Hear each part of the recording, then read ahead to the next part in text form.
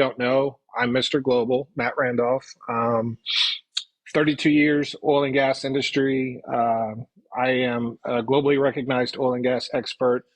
I earned that title after I helped write the global hydraulic fracturing and PCM standards for Shell. And I exist here on TikTok and YouTube and X, where I try to educate people about the oil and gas industry. So, Robert? Yeah, so the video froze for me for just a second. My internet here might be a little bit choppy. So I'm Robert Rapier. I'm a chemical engineer. I was born and raised in Oklahoma, grew up on a ranch there. Went to college at Texas A&M, got a master's degree in chemical engineering, bachelor's degrees in chemistry and math. And I've been in the energy business for about 30 years now. I've lived and worked in all over Texas and Oklahoma and Montana and the North Sea and in Scotland, in Germany, in the Netherlands. I've been on jobs in Malaysia and Panama and India and just all over the place. So, I've seen the energy business all over the world. Good. Well, I guess I'm batting cleanup here. Robert Bryce. I live in Austin, Texas. Like these two guys, I'm proudly from Oklahoma. I have deep roots in Oklahoma. I'm born and raised in Tulsa.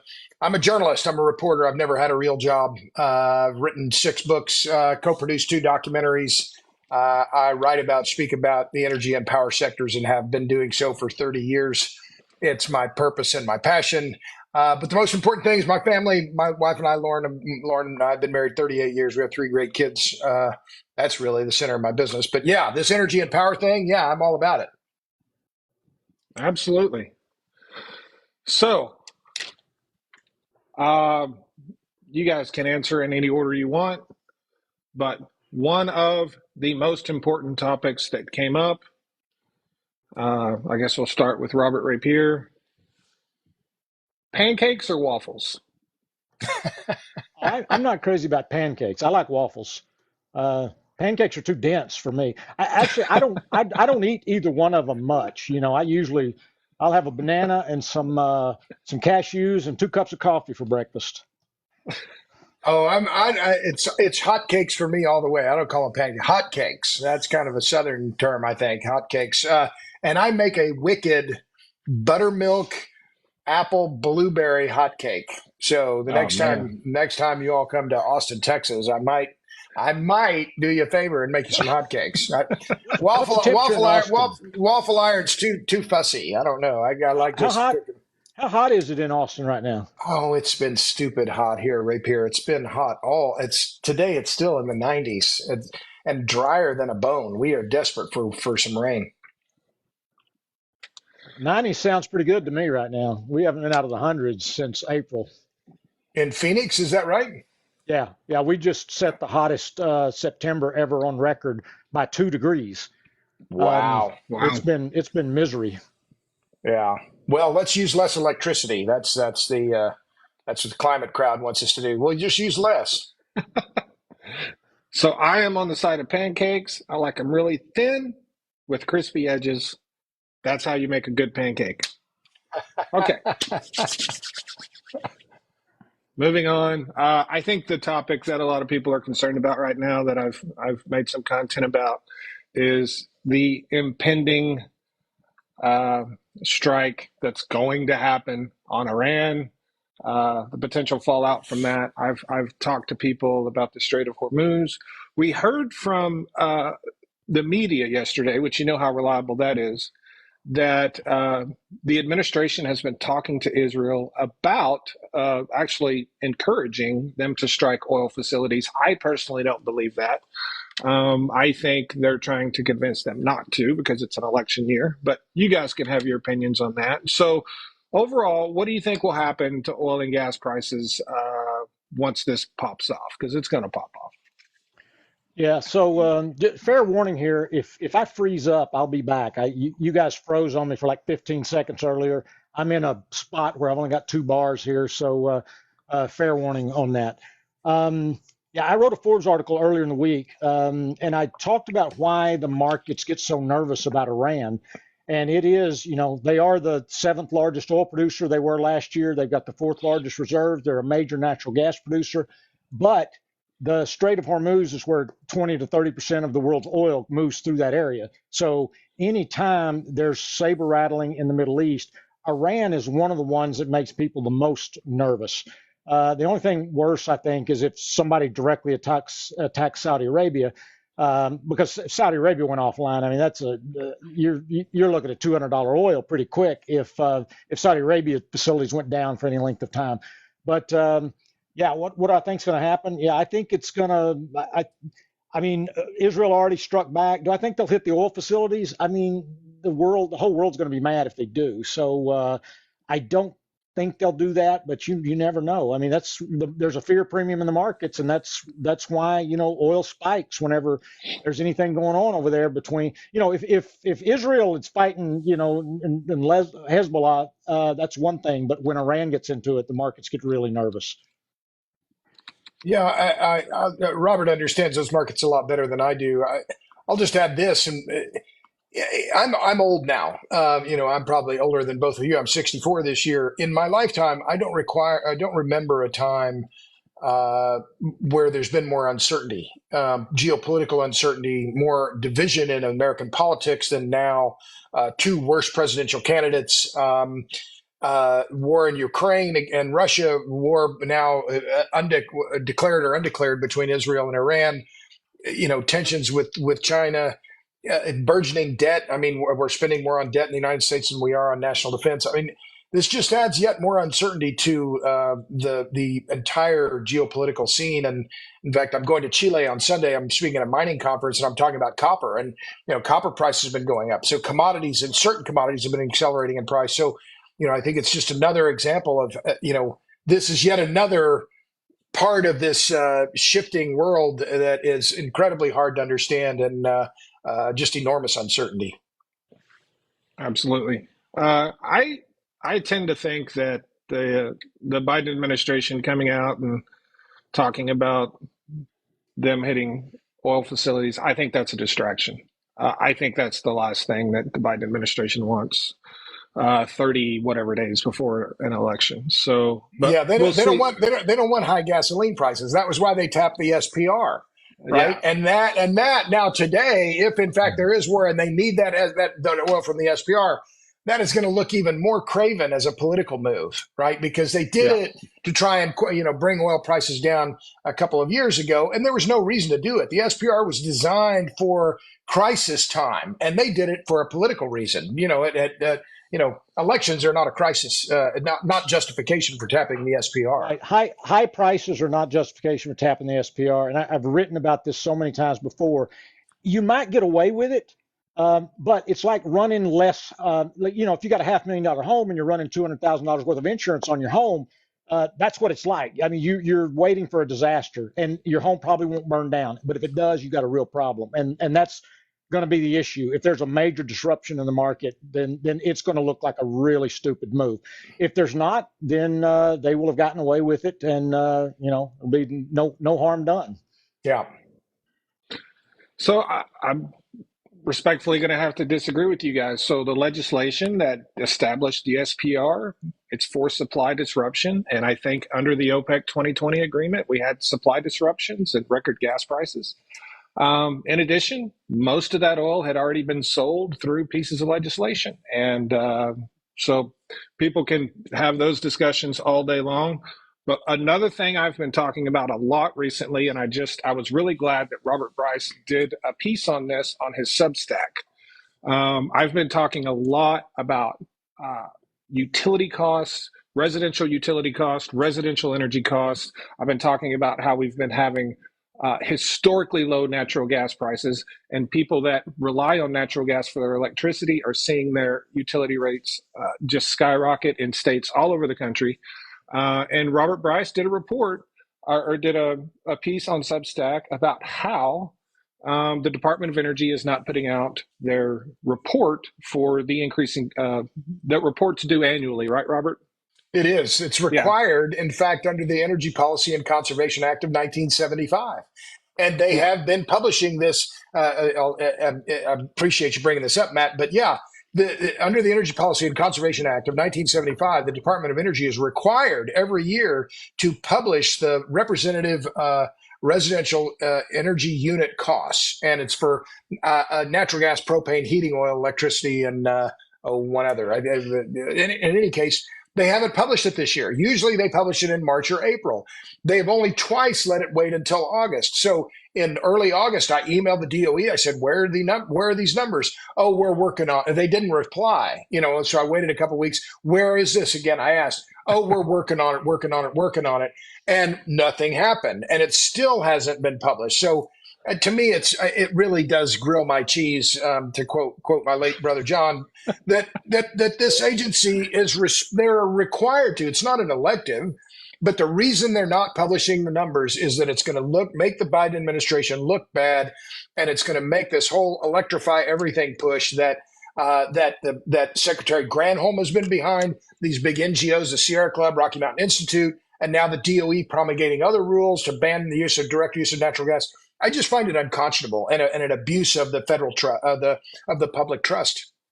Yeah, and what I've been telling people about the messaging from the Biden administration, and I'll let you, Robert Rapier, talk next, is we keep hearing the words cheap, reliable, green, clean energy, right? But the word cheap is always in there. And what I tell people is that the word cheap doesn't mean it's cheap for you. It's not cheap for the end user. It may be cheap for the utility company. It may be cheaper for them with all of their subsidies and everything else, but it's never going to be cheap for you.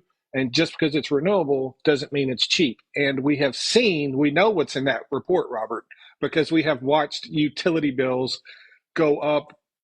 Is it more than any time in history? I don't have historical context, but they're going up a lot during a time when we're supposed to have more cheap renewable energy, and natural gas prices have been near historic lows. That does not add up to me at all, because where I live, when the price of natural gas drops, my electricity bill drops. That's happening in a couple of places around the country, but it's not happening in most states. What you got, Robert? Yeah, you can look and see what happened in Germany. When Germany did this, their power bills skyrocketed. And I try to tell people, look, there's good reason to put renewables on the grid, but let's be realistic about price and reliability and so forth.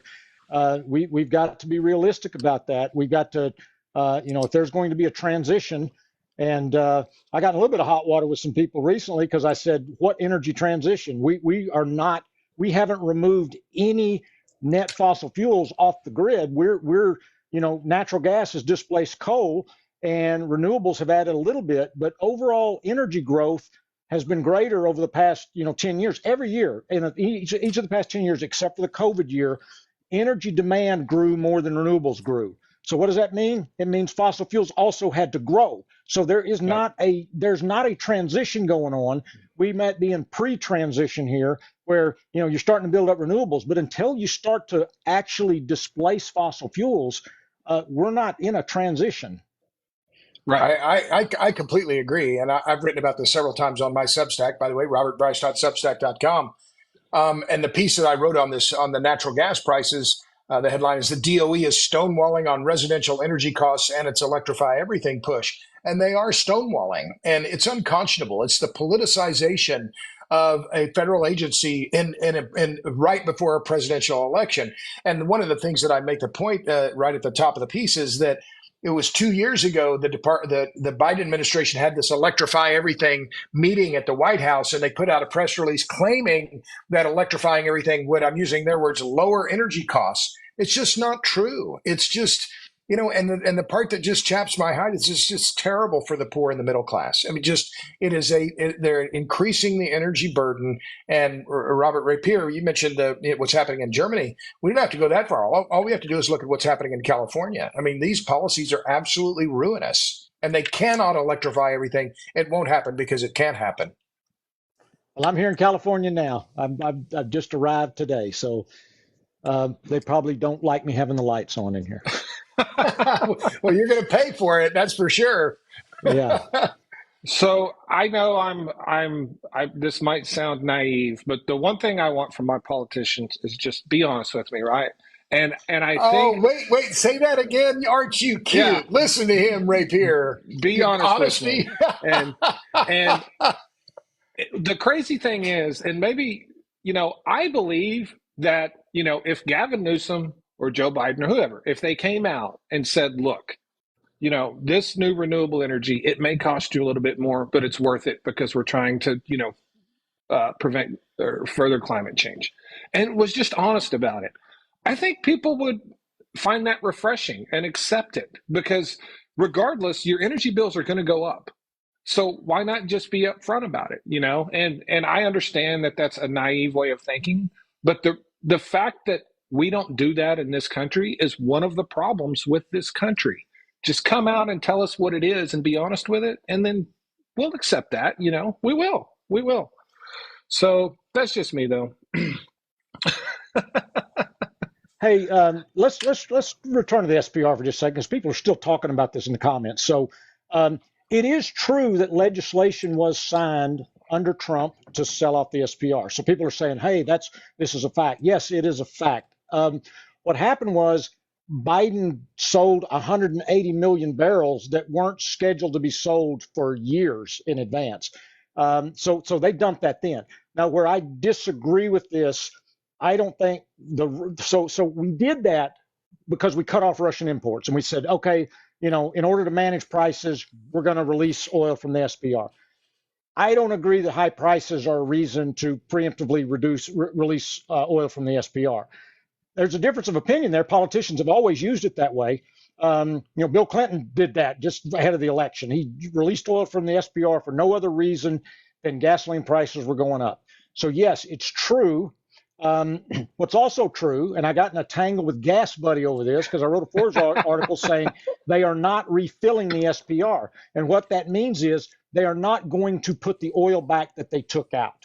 And that's a fact. And if you look at the projected purchases, they're putting some back, but they're not going to put that 180 million barrels back. That's not going back in. So I think, maybe we disagree on using it as a way to blunt prices. I wouldn't use it that way. I would use it for emergency. I mean, war, if there's a serious disruption of the marketplace. Yeah. I agree. Well, you all know these numbers, but even if we depoliticize the whole thing, we can pull 2 million a day out of the SPR. I mean, it's not that we can supplant all of the oil in the market, but we can pull is it about 2 million a day is the limit? I thought the amount we could pull out was closer to 3, but they pulled out 1. So I mean. Yeah, my friend Matt Buford here, who I quoted in the Forbes article, just said, 140 of the 180 was future sales. That's correct. They were mandated sales to happen in the future, and they did it all at once, and instead of in the future, and now they're not putting it all back. Yeah, and they're putting some of it back. They're putting some of it back. Robert and I definitely agree on the concept of refilling the SPR, because the Biden administration came out and basically said, hey, we've refilled it. And I'm reading this and I'm like, what the hell are you talking about? You haven't refilled anything. And so it was a wordplay with semantics. And basically what they're saying is they're going to refill it back to the point that it would have been after all of these sales had ended and exhausted. That's the semantics that they played, but they confused a lot of people, because I wrote the Forbes article in response to articles that said SPR has been refilled to pre-2022 levels. That was how they created a misunderstanding in the way they phrased what they said. Yeah, that was, and I jumped in on that drama between Robert and the Gas Buddy guy, who was trying to get me to come on his podcast while he was trashing Robert, and that didn't work. So this is a good thing, I think, to transition to, because I had a question here. Where was it? Well, if you don't have one ready, I got one on refining, because somebody said you and I disagree on refining capacity. I got a question the other day: do we have enough refining capacity? And I said, well, okay, so we have lost refineries in the last 10 years. Our refining capacity is slightly higher than it was 10 years ago, but it's lower than it was, say, 4 or 5 years ago. So we're down from the peak. If you look at what we produce in oil and what we produce in natural gas liquids, it's about 19 million barrels a day. which is roughly our refinery capacity, a little bit more than our refining capacity. So what I've said to people is our refining capacity is not totally out of line with our demand. You might argue that it could be a little bit higher, or you might argue it could be a lot higher and we could import more oil and send more finished products out. So it's not an easy question to say, do we have enough refining capacity? I say enough for what? I mean, I'm sure the refiners would always like to build more capacity, import more oil, and ship out more finished products because that's good, good jobs and good money for those refineries.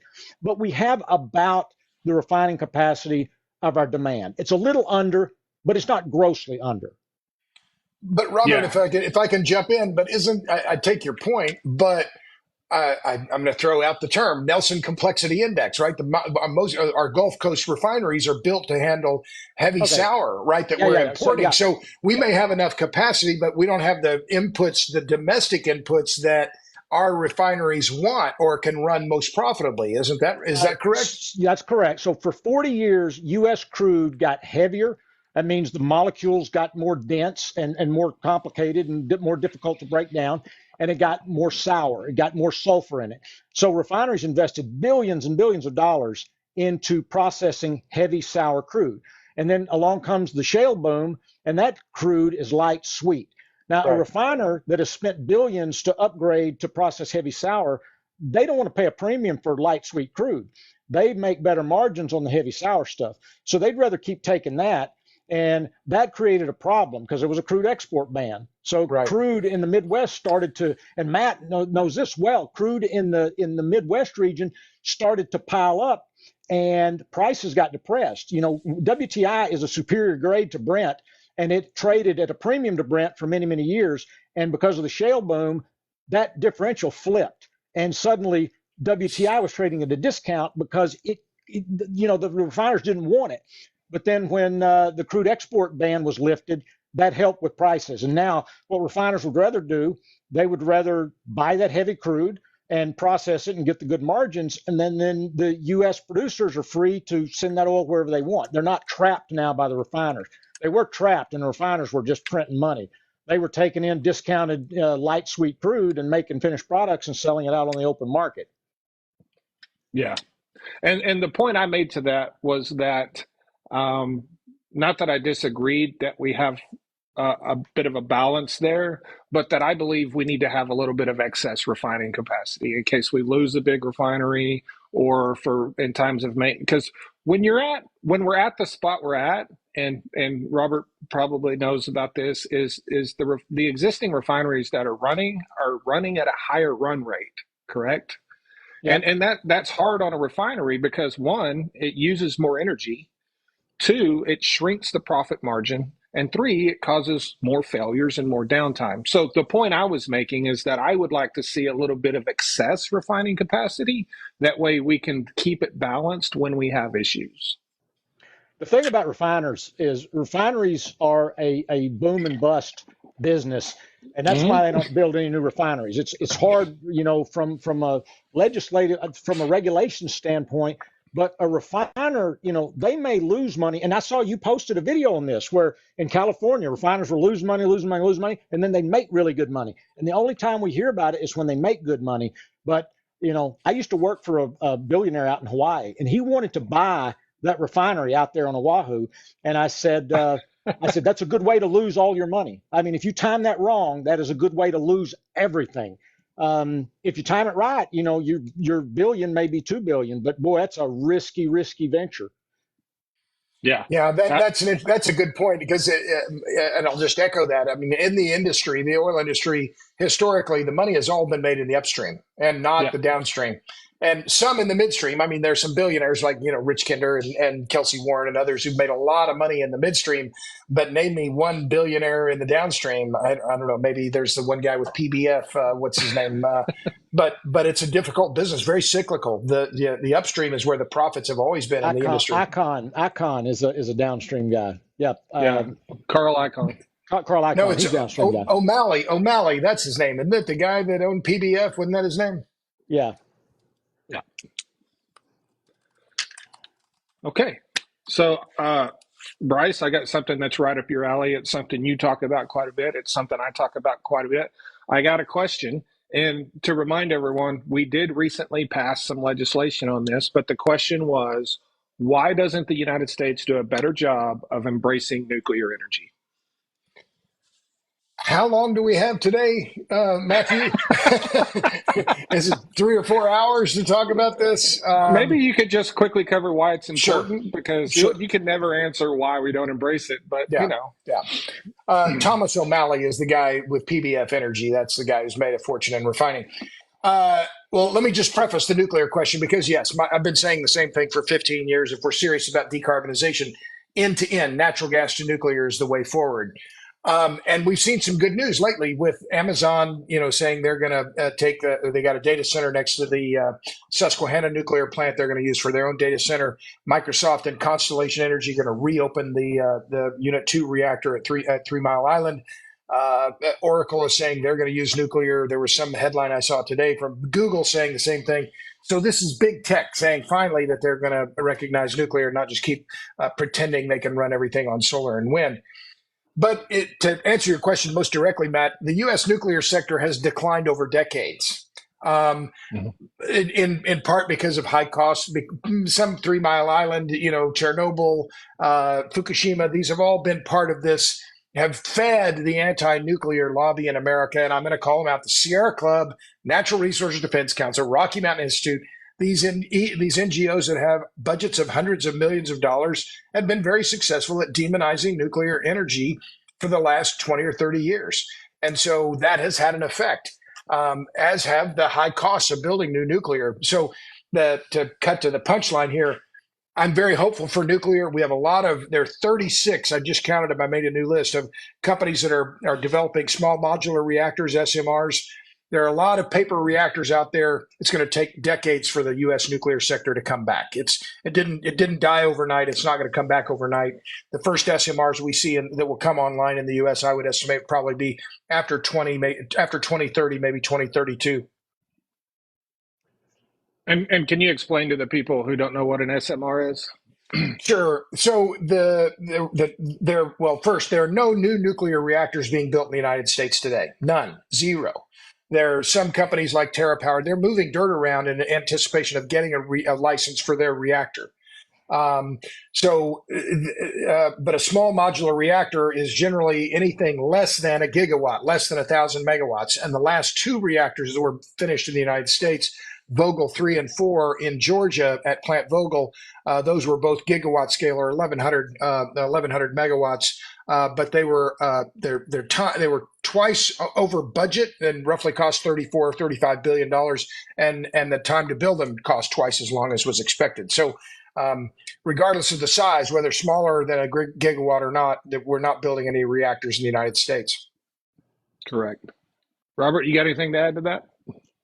Yeah, I lost you guys for like 10 seconds again, but I think I'm up to speed on the conversation. I'm absolutely pro nuclear. People are asking, why don't we do nuclear? Because people are terrified of nuclear power. They've been conditioned to be terrified. Nuclear was on a very nice trajectory in the 80s until Chernobyl happened, and then the worldwide nuclear growth, really took a dive. And I will say this: I'm very, very pro nuclear, but we cannot have a situation where a meltdown causes everyone in a town to have to leave permanently on a moment's notice. So we have got to make fail-safe plants. And by that, I mean, if the plant fails, it goes into a safe mode, and everybody doesn't have to scramble and evacuate and we don't have a meltdown. And I always use the example of a fuse. An electrical fuse is a fail-safe device. If you have too much current running through the fuse, it melts and the current stops, and then it's safe. And that's what we need. We have got to have fail-safe designs. Fukushima was not a fail-safe design. Chernobyl was not a fail-safe design. And that has left people terrified at, what could go wrong with nuclear power. I'll just add one quick point if I could there, and that is that I agree there is a lot of fear, and a lot of it is just completely irrational. The excessive fear of radiation. People don't understand. You can't see it, can't smell it, can't taste it, and so people are irrationally afraid of it. But I think that there is a big change in momentum around nuclear energy. The polling data shows it, that And in fact, there's some polling data that's out going to be coming out pretty soon that shows that, in fact, after solar now, the public is in favor of nuclear. So there's been a big shift, and it's happened especially among younger people. So I'm very hopeful in terms of the public opinion and public sentiment toward nuclear, but that doesn't discount any of the things we said before about we have to be very sober about the timelines, the cost, the scale, and public acceptance, of course. I always tell people, you're radioactive. A banana is radioactive. Your spouse is radioactive. All these things are radioactive. So we have radioactivity around us all the time, and it's at a low level. And as long as we can manage these things. And somebody asked about waste. That's the other thing. I mean, nuclear plants do not generate very much waste. Over a long period of time, it can be stored in a small area. But yeah, eventually it has to be dealt with. There's different ways to solve that problem. Remember, inside the Earth is extremely radioactive, the core of the Earth. So if you stored it deep down, it's no different than, the inside of the Earth is so radioactive already. You can store that down away, safe, away from people. Yeah. Yeah. Or Elon Musk could just shoot it to the moon. Who knows? Who knows? He's a good boy. So this is another thing that I didn't know I would ever say this, but this grills my cheese. Over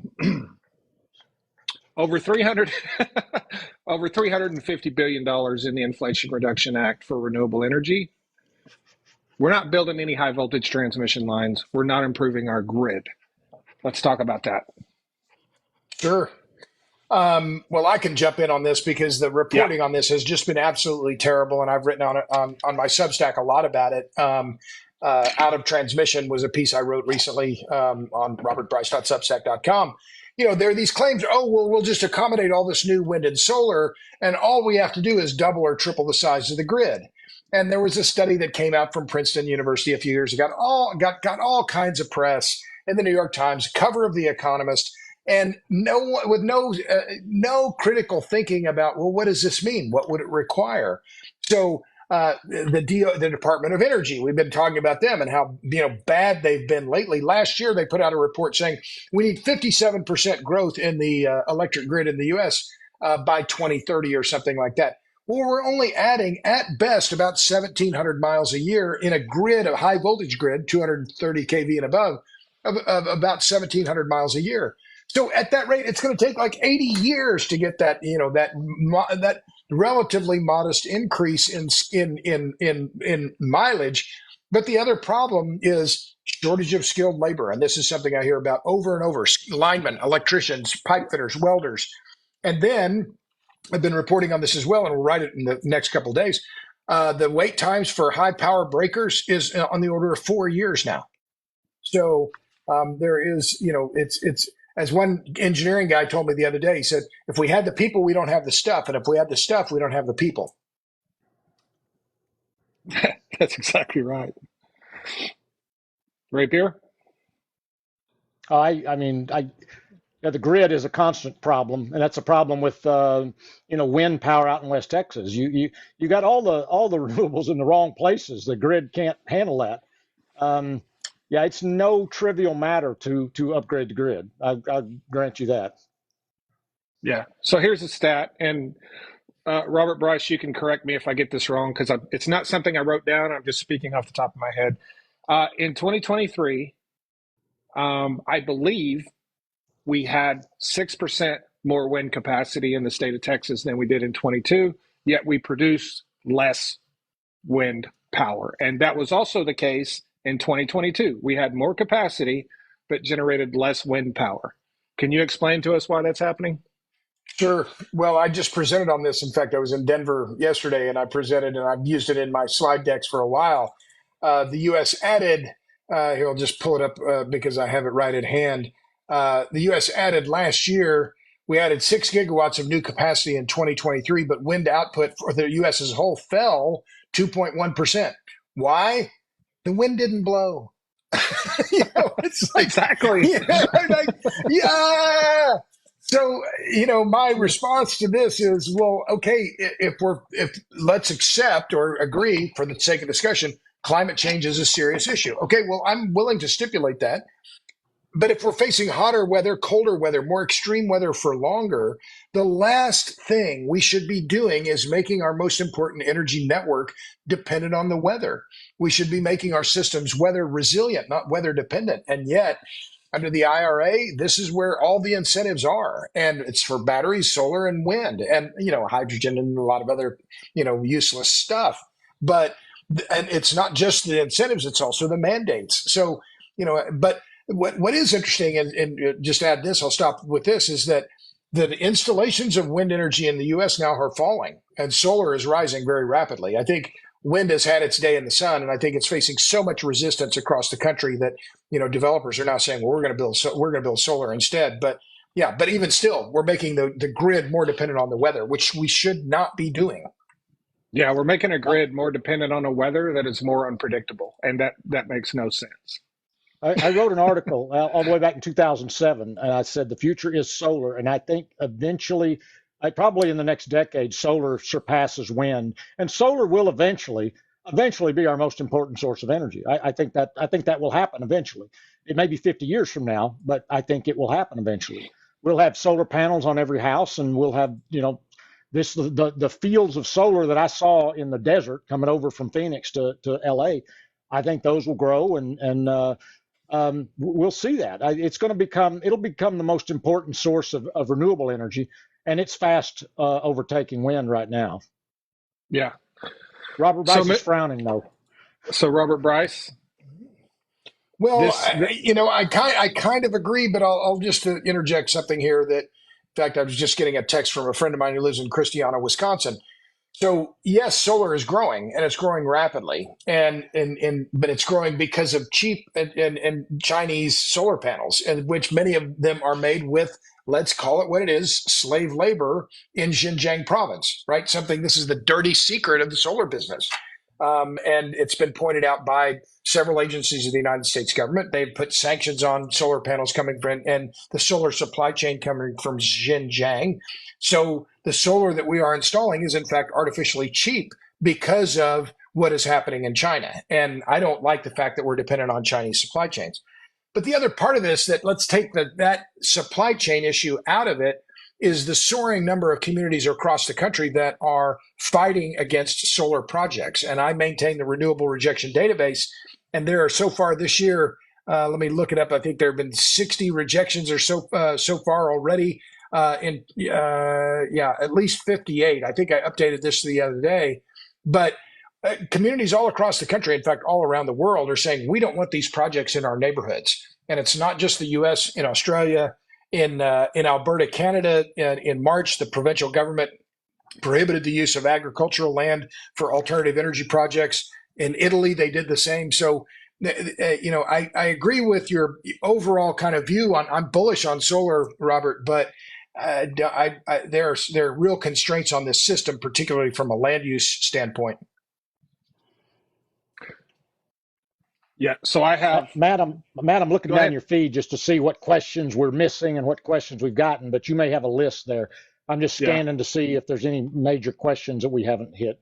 I have two things that segue perfectly into this. So I was just about to ask Robert to explain his renewable rejection list, because it's something that I keep up on.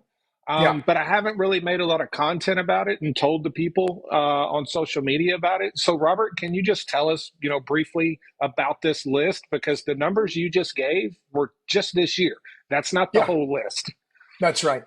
Well, happy to talk about it. I started collecting the renewable rejection database more than 10 years ago. I've been reporting on the rural backlash against alternative energy for more than 15 years. And I grew up in Tulsa. I know you all are from rural Oklahoma, and you know this as well as I do. But there, in fact, in the August, there was Jim Shaw was elected in Lincoln County, Oklahoma, in House District 32. He ran on an anti-wind platform. He's from Chandler, Oklahoma.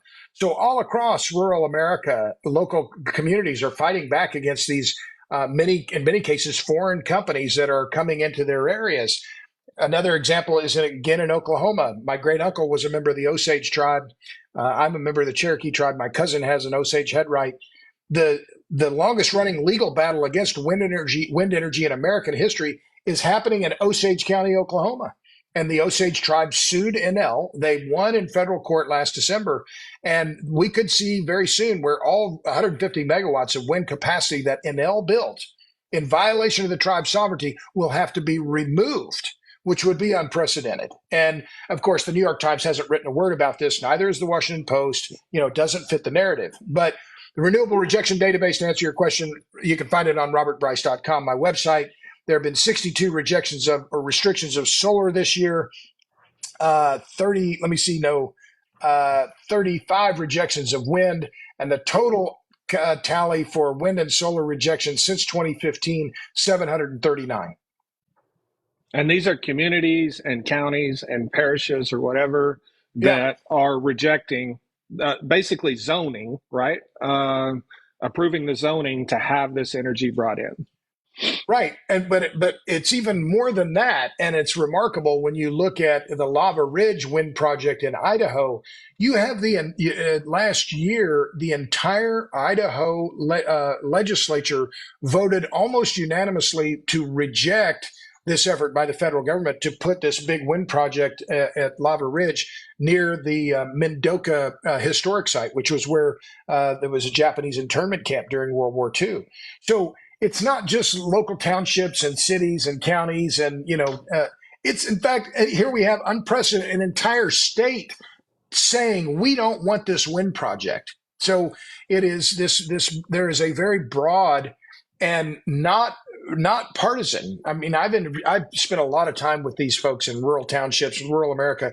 They're Republicans, they're Democrats, they're liberals, they're conservatives. They care about their neighborhoods, and they're uniting against what they see as a foreign, and in many cases it is foreign, out of the United States entity that is coming into their communities and saying, take your wind project, take your solar project, put it where the sun doesn't shine, the wind doesn't blow, we don't want it here.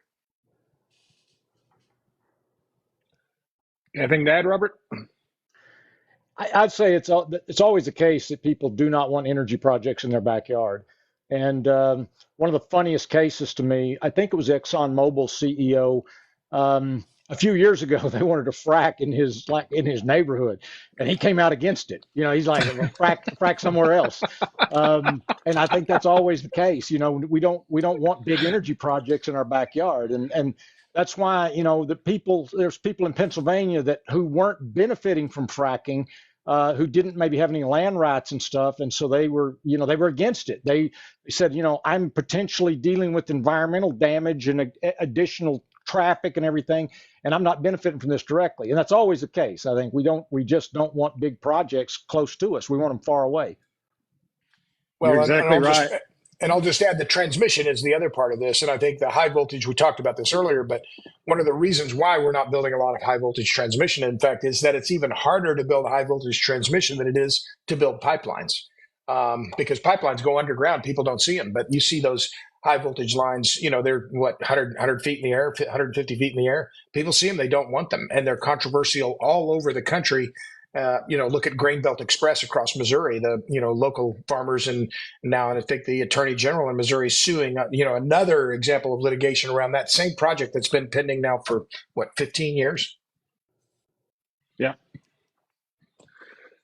And the second question I had that feeds right into this subject is, we know that wind and solar are both intermittent forms of energy. The wind doesn't always blow and the sun doesn't always shine. So the question I had was from a user, a follower, are large battery farms viable? Either one. I mean, they're becoming more viable. I mean, are they viable without subsidies or anything? Probably not yet, but I think they're trending in that direction. I think they'll get there. I think eventually that's the answer to the variability. And also, natural gas, fast cycling natural gas is a pretty good complement for wind and solar. These things the natural gas can ramp up pretty quickly, when the wind tails off or the sun stops shining. And that is a very good complement. So between, big batteries, better battery technology, and natural gas, fast cycling natural gas plants, I think that's the answer to the intermittency issue. I'll jump in and disagree here because if you look at the headlines, and we've seen a lot of them lately, again, a neighborhood issue. These batteries, these lithium ion batteries, have a bad habit of catching fire, and they burn until they decide they want to quit burning. And I'm just looking. I think it was just in the last few days. I think it's the city of Coronado, California, has banned large battery projects. The San Diego, this is the headline, refuses to call to ban battery storage projects. So these are not popular across the country as well. These batteries are, if they catch fire, with the toxic smoke and the fire departments. Remember, what was it last year? One of the big battery projects in California, they had the battery, the owner, it was Vistra. They had the fire department come out there and stayed on station for a month at the battery plant because they were afraid it was going to catch fire again. So, these batteries are higher, they have higher energy density, but the higher the energy density, the more volatile they are. So I wouldn't want to live next to one. I'd much rather live next to a nuclear reactor or even a nuclear waste facility. I would. Absolutely, I would. I believe you. I believe you. So, I got to make a puzzle.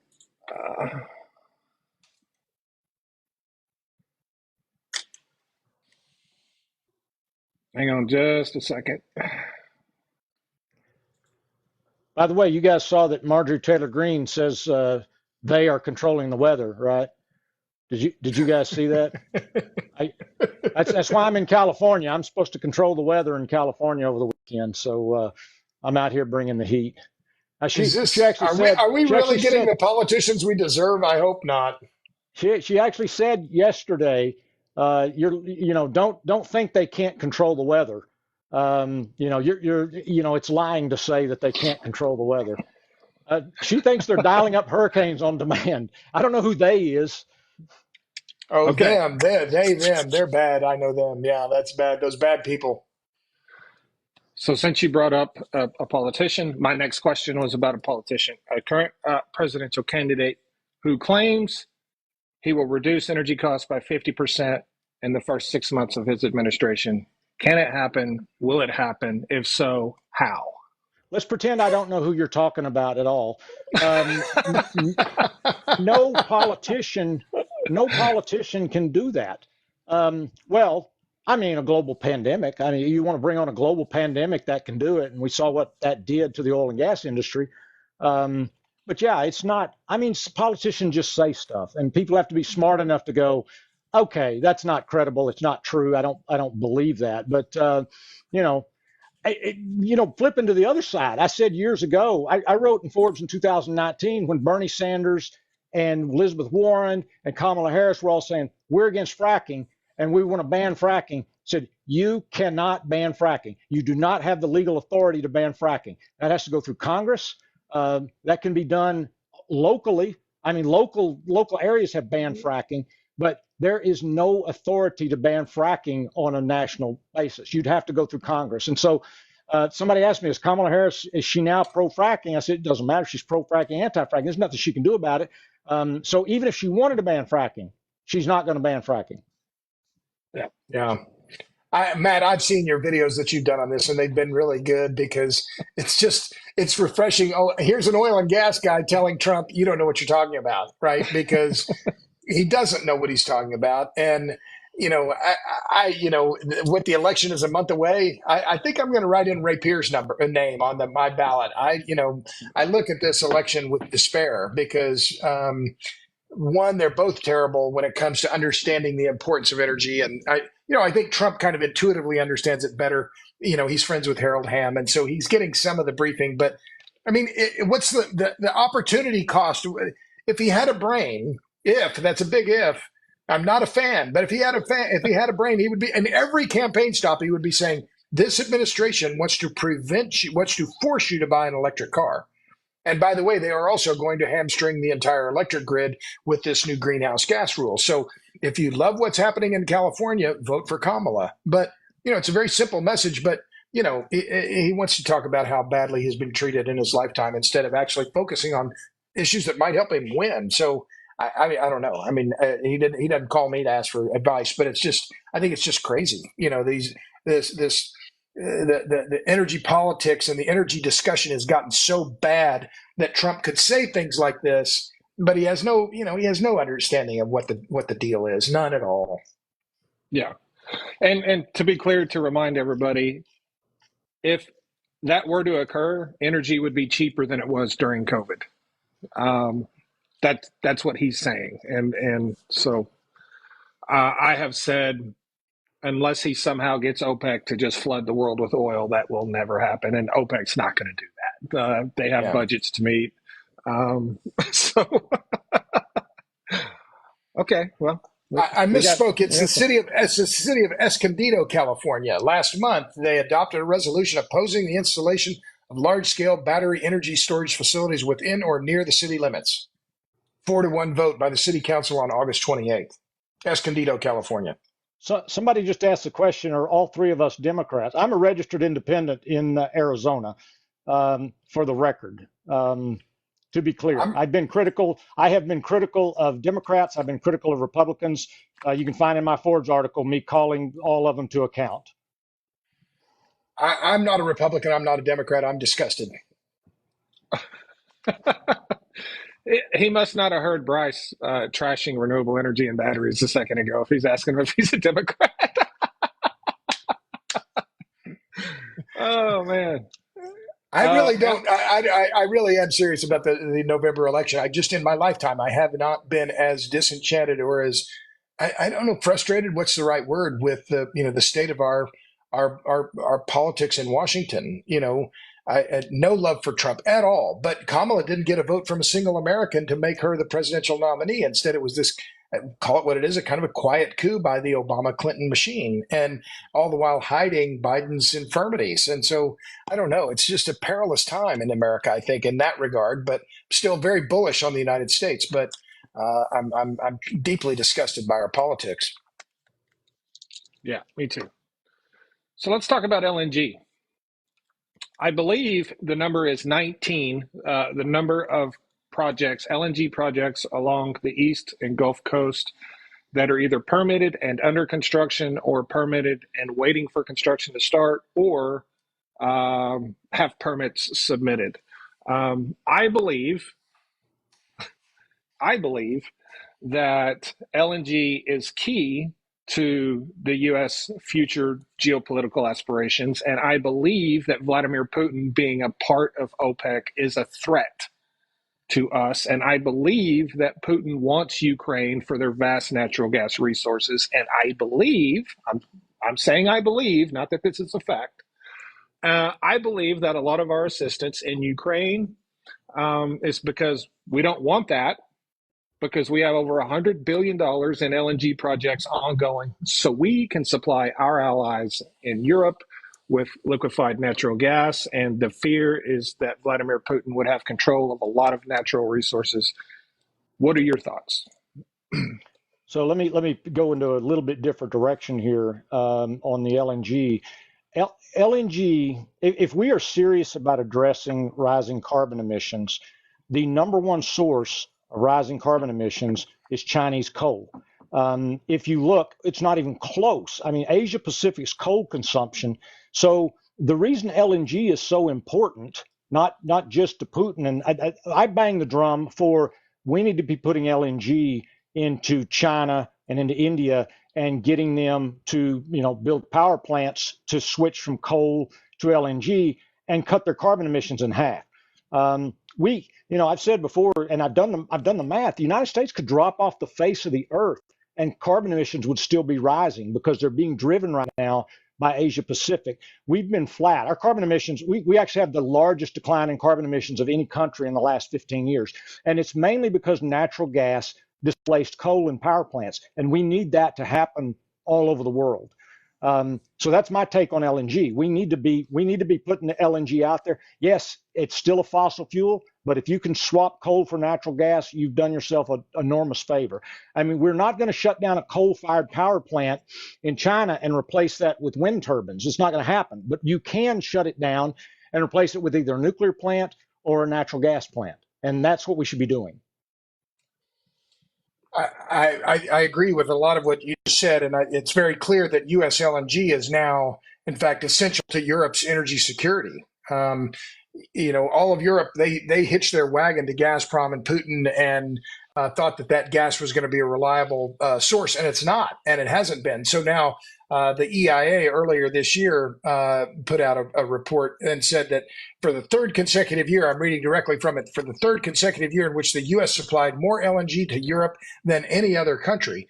So the gas that's coming out of the Permian, the gas that's coming out of the Marcellus, this has now become critical to Europe's energy security, and it's because we have cracked the code on shale gas. Here's a quick fact for you: so there is now more gas. The Permian is producing more than 18 billion cubic feet a day of natural gas. There's not a single gas rig running in the Permian, and the Permian is producing more gas, 18 billion cubic feet a day, than all of Canada. There's not a single gas rig running. So this is an enormous amount of natural gas coming out of the United States.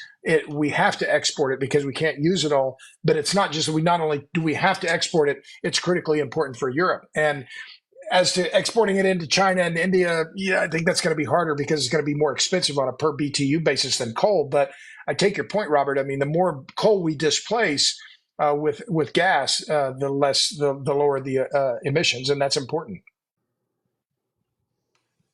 So another question I had is coal dead in the United States? We'll have coal for, I mean, it's not dead, but it's been devastated over the past, I'd say, 15 years. But there are coal companies that are still doing quite well, and there are coal companies that are now exporting coal. I don't think China is going to get off coal anytime soon. They use half the world's coal and they produce half the world's coal. India's the same way. It's just a cheap way for them to produce power, and that's the real challenge with climate change. I mean, I tell people all the time, it doesn't matter what we do if they don't get off of coal. It's not going to matter. But is coal dead? It's not dead because now U.S. producers are exporting it, but our production and our usage is significantly down. I agree with you. Let me talk about China and India because I just updated these numbers just a few days ago and presented on them in Denver last night. But over half of all the new nuclear capacity under construction in the world today is happening in China and India. But their coal-fired capacity is growing more than 5 times faster than their nuclear capacity. So, according to Global Energy Monitor, the latest numbers out of China, 173,000 megawatts of new coal capacity is under construction. Not permitted, not talked about, not in the planning stage, under construction. That's roughly equal to the remaining coal capacity in the United States, which is about 200,000 megawatts, if memory serves. So there's 173,000 megawatts of coal under construction, less than 30,000 megawatts of nuclear under construction in China. Meanwhile, in India, 5,400 megawatts of nuclear, 30,000 megawatts of coal. So Robert Rapier, you're right. I mean, it doesn't matter what we do now here in the United States. We've reduced our emissions more than any other country in the world since 2000, but those reductions are being swamped by what's happening in India and China. So coal is dying in America. I think that's a bad move. I think for energy security, we need to keep our coal plants alive. In Wyoming, especially, Wyoming has more coal than God, and within a few years they won't have any coal-fired power plants running. I think I'm pro natural gas, but I am very concerned that we're becoming too dependent on a single fuel on the electric grid in the United States. Yeah. So a typical family in California is paying likely twice as much for utilities at their home today than they were, I don't know, we'll say 10 years ago, right? And they're doing that because renewable energy, which is the most subsidized form of energy there is, 7 times more subsidies than fossil fuels, because the renewable energy sector, who is receiving all of these subsidies, is also getting approval from their state regulators to pass the cost onto those customers to build that renewable energy, right? At the exact same time that we are exporting coal to China, who is increasing their carbon footprint. So people in the United States are paying more for clean energy, and the renewable companies are double dipping because they're getting the subsidies and they're getting to charge their customers more. At the same time, we're shipping coal to China and hurting the climate. Would that be a correct statement? Yeah, and I think on the vice presidential debate the other night, J.D. Vance said one thing I very much agree with. If we really want to address carbon emissions, we need to get manufacturing out of China and back to the U.S. where it can be produced at a much lower carbon footprint. It'll cost more money. I mean, there's the rub. I mean, why did manufacturing go to China? Because it was cheaper. But their carbon footprint, I mean, they produce like 4 times as much carbon to produce a good as we do. Their per capita carbon emissions are that high. And so he was absolutely right when he said, they asked him, do you think climate change is a hoax? And he said, well, let's just assume that I agree with it. What do we need to do? One of the things we need to get we need to get Chinese manufacturing back to the U.S. And that is the issue. We're buying cheap Chinese goods and they're using coal to produce those goods. So, it's not just them using coal. We're buying the goods they're producing with that coal. That's a critically important point, and we've effectively ceded much of our manufacturing, not all of it, to China, and particularly when it comes to solar panels, but also essentially the entire alt energy supply chain.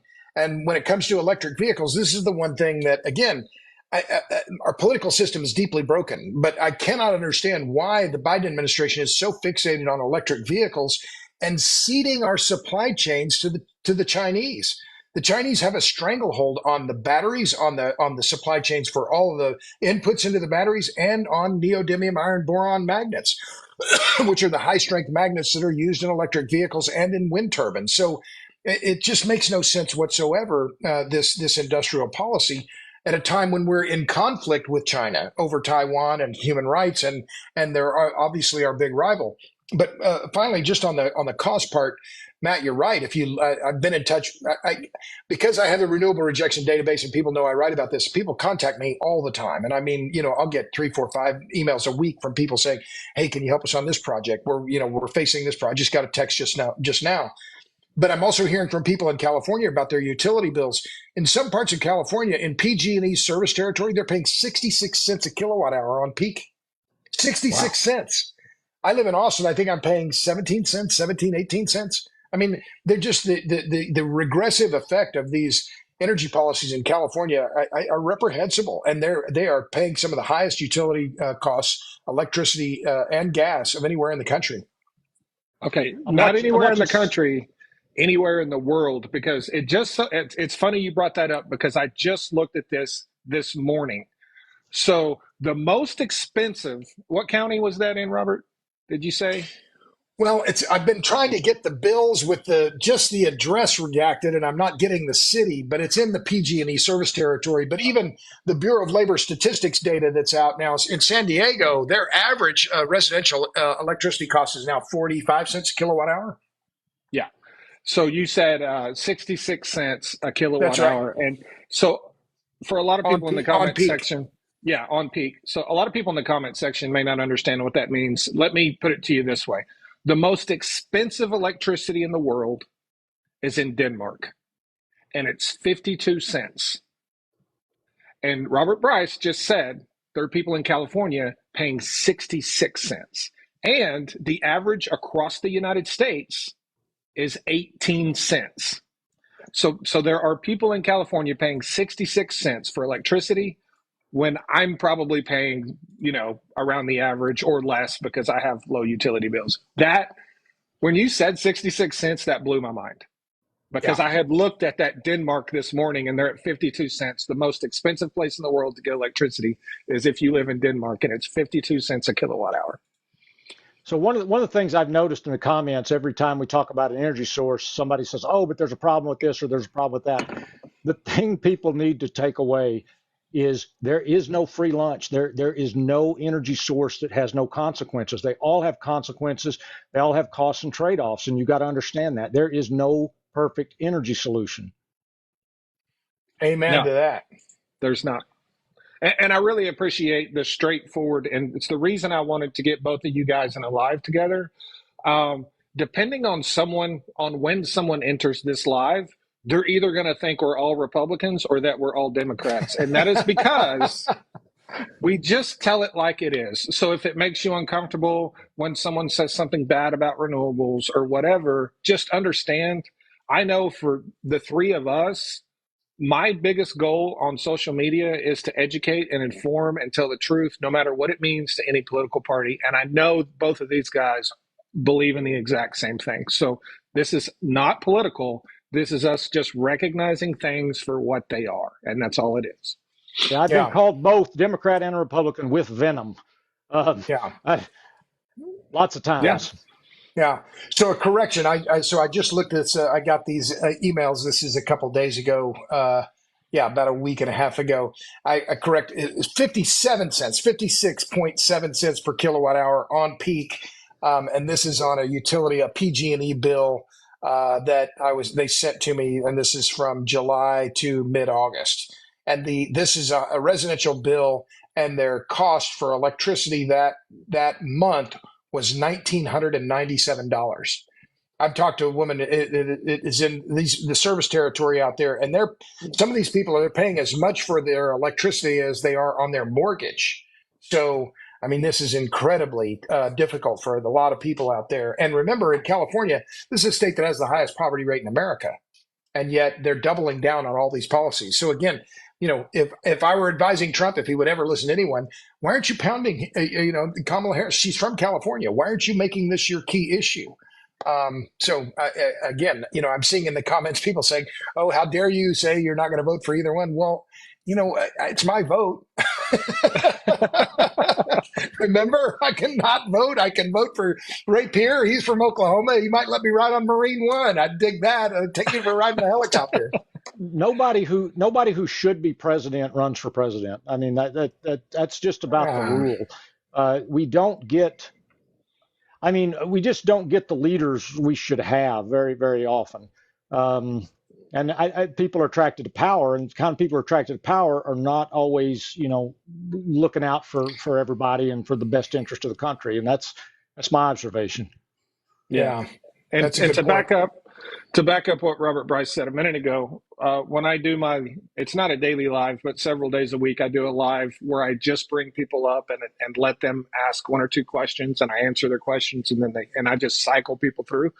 I think I've had 3 different business owners in California whose utility bills now exceed the mortgages on their businesses. And so when you brought that up, Robert, I've heard it firsthand from the people there, and they all said PG&E as well. So funny thing is, I'm at my in-laws here. I just got here north of LA, and there's a utility bill sitting over here on the desk, but I'm not going to open it up and look. Just tell them you thought it was for you. It's live. This would be great for live TikTok here, Ray Pierre. We can do it live. So, but they'd be in LA DWP territory, which would be less expensive than, although they're still high. But I've been following the Bureau of Labor Statistics data. San Diego is far higher than the PG&E and the LA service areas. But yeah, it's clear San Diego's rates, in some cases, I think they're even more expensive than Hawaii. And Robert, you lived out in Hawaii. I mean, it's very expensive there. Yeah, it's very, very expensive because Hawaii has no energy resources besides, renewables. They bring in coal, they bring in fuel oil. I mean, fuel oil, that's one of the last places where they made electricity out of fuel oil was in Hawaii. And I think it was about 50 cents a kilowatt hour when I was out in Hawaii. It was quite expensive. It's an interesting. I've not been to Hawaii. I'm thinking about taking the family out there after Christmas, but I want to visit my friend Brad Rockwell. He runs the Kauai Island Utility Cooperative, and they're 100% renewable. They're using small scale hydro. They're using solar batteries and biomass, and but their load is very low, right? Their electricity consumption is very low on the island of Kauai, but it's a very singular example of where one place in the world where you can run a utility with, it's only, I think they have 20,000 meters, something like that, and make it effectively all renewable with run of river hydro and a few other things. So interesting.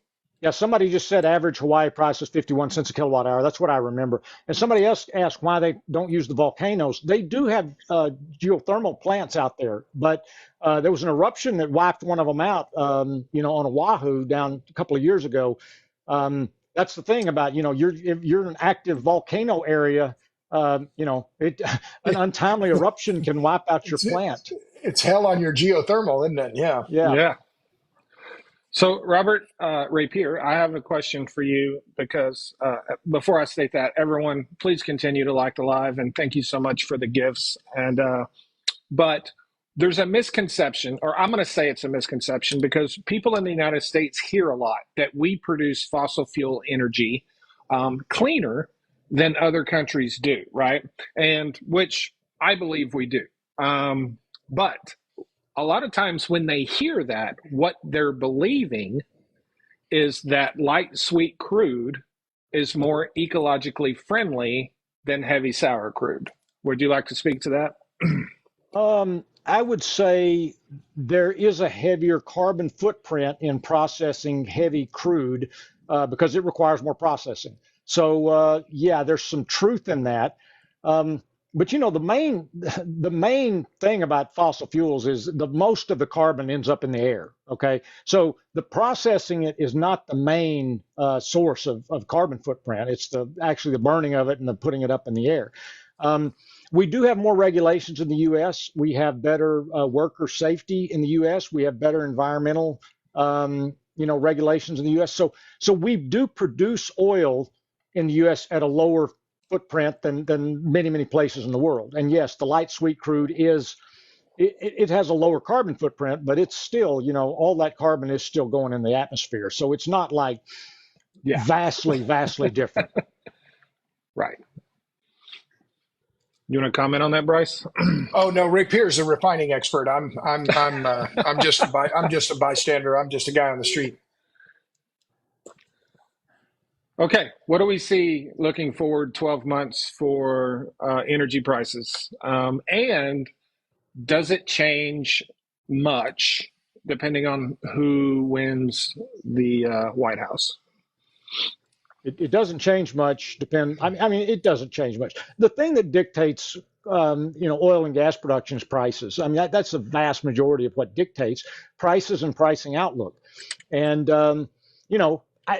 we've produced more oil this year than we ever have in any year in history, and last year was the same. So, if I was Kamala Harris, I'd be out there campaigning on. They keep saying, you're destroying the energy industry. I'd be hammering that. I'd say we're producing more energy than any country in history. What are you talking about? But they can't because Biden promised to get off of oil. So he, even the State of the Union address this year, he couldn't say, we're producing more oil than history because he doesn't want to call attention to that. Prices, I don't know. So I think we're going to set a record this year. I'm less confident we're going to set a record next year because the production gains are kind of slowing down and kind of leveling off. If that happens, when you're going to see prices go up a lot when shale boom finally tips over and starts to decline, because an OPEC is going to their long game of waiting us out is going to pay off, and they're going to be back in the driver's seat. And I think you'll see prices gradually click up and up because it's the shale boom that's kept prices in check. I tell people that sometimes imagine there was no shale boom. We might have $200 oil right now if there was no shale boom. Shale boom happened and OPEC had to react, and I think they're in a mode now of just trying to wait it out. And so I don't know where oil prices will be a year from now. I don't see any drastic movers down or higher. They may be about where they are now. I don't see anything to move them significantly over the next year. But things happen. If the conflict in Iran escalates, that's prices will go very high. Yeah, that's certainly true. I completely agree. I've been paying a lot of attention to natural gas prices. My brother Wally, who I love dearly, he lives in Tulsa and he's an accountant, and he and I like to talk about these things. And I've talked with Rapier about these pricing issues as well. So crude has been, in relative terms, a little quiet relative to the run up we've seen in natural gas prices, which are up now 25%. This month, crude is up 7%. Now, Natty still at the front month is $2.83. It's still 4 times, 5 times cheaper than gas in Europe, and 4 times cheaper than in Europe, and 5 times cheaper than in JKM, the LNG delivered into the Japan Korea market. So the U.S. is still a natural gas country and a natural gas superpower. So that is the commodity that I look at and follow the closest, because I think it's the most impactful, as Matt, you talked about before, because the grid, we're now generating about 45% of our electricity from natural gas. So it's a key to maintaining energy affordability in America. But back to the issue of who gets elected, you know, it's an even money bet. I mean, you know, a lot of people are saying, oh, I was with some people last night, oh, Trump's going to win big. And then some people in Washington are saying, no, Kamala is going to win in a walk. But I think the thing that concerns me is not if Trump wins. Here's my prediction: the left, the NGOs are going to raise more money than they ever have, right? Because they're going to run against Trump, and they're going to raise billions of dollars and continue the lawfare to muddy the waters. If Kamala wins, she's going to continue using the administrative state to promulgate rules that are going to have to be litigated and face the Chevron deference question. And, you know, the Loper Bright decision is going to be litigated for years. But here's the part that, and when I talk to cooperatives and public power groups, and I talk to them a lot, it's the uncertainty. And that if Trump wins, yes, he'll try and roll back some of these rules, but what we're facing is the Congressional Review Act, a lot of these measures on electric vehicles, on greenhouse gases, on air rules. It's created uncertainty, particularly in the electric sector, and that's a real problem because the co-ops, and I'm very fond of the co-ops and public power, they don't know where to put their bets. They don't know where to invest. You know, nuclear is too far off. They can build gas, but they can face problems with that. So they may do solar and wind because that's their default. But again, it's another, I mentioned it earlier, that just enormous uncertainty. But in the power sector in particular, this uncertainty is really problematic. Yeah. And another thing that's going on is, PE guys, private equity, they're sitting on the sidelines right now, waiting to see what happens because private equity is not interested in, spending billions of dollars in an industry that a candidate is saying he's going to cut the prices in half on. So they're kind of taking a wait and see approach as well. How about the irony of electrifying the world to make it cleaner and greener, actually causing what will be in the near future just an unbelievable amount of usage of fossil fuels, specifically natural gas. So the whole electrification thing is built around renewable energy and being clean and being green, right? Natural gas is going to power it all. And people are oblivious to that. And they're already saying, they started with get rid of oil. Now they're saying get rid of natural gas. What do you guys think? I think until people are doing without power, they can afford to. That's one of the reasons we can afford to be critical of oil and gas, because we've got plenty of oil and gas. Yeah. I've mused before when I was working at a refinery and people were just complaining nonstop about, refiners and oil companies said, you have no idea how much you take for granted. I mean, if we shut down production tomorrow, within 30 days, people start starving to death. And, people would go, okay, I get it. I take this for granted. I can afford to protest because I don't really have to worry that I'm not going to have enough oil and gas. And, I was in India a few years ago, and I see why their usage is increasing because, I saw 7 people riding a moped, and I thought, well, that person they're using so little, but they're getting so much for that. And so they've got people coming out of poverty just using a little bit more. And that's what's driving global fossil fuel consumption is very poor people consuming just a little bit more, but there's so many of them. And so that's what happens. Yeah, let me, if I can, I've already, I know you asked a specific question, Matt, but Robert's point there reminds me, I presented last month in Houston on this, and I wrote about it on my Substack. but Rapier's point about we take it for granted, and we do. And there's also this conceit, and I think that's the exact right word, this Western conceit that if we do something on decarbonization, it's going to affect the global climate. And of course, the Chinese and the Indians are going to follow us, right? It's wrong. But there are and I've written about this many times, there are now 47% of the people in the world, about over 3 billion people today, on average, and live in places rather where electricity consumption is less than what's consumed by an average kitchen refrigerator in the United States. So electricity poverty is rampant all around the world. There are 2.5 billion women and girls today who are still washing clothes by hand. But this is the number that really got me, and it's cooking fuels. And my friend Chris Wright, who is the CEO of Liberty Energy, is working hard on this and been really evangelizing on the need for clean cooking fuels, in particular propane and butane in Africa.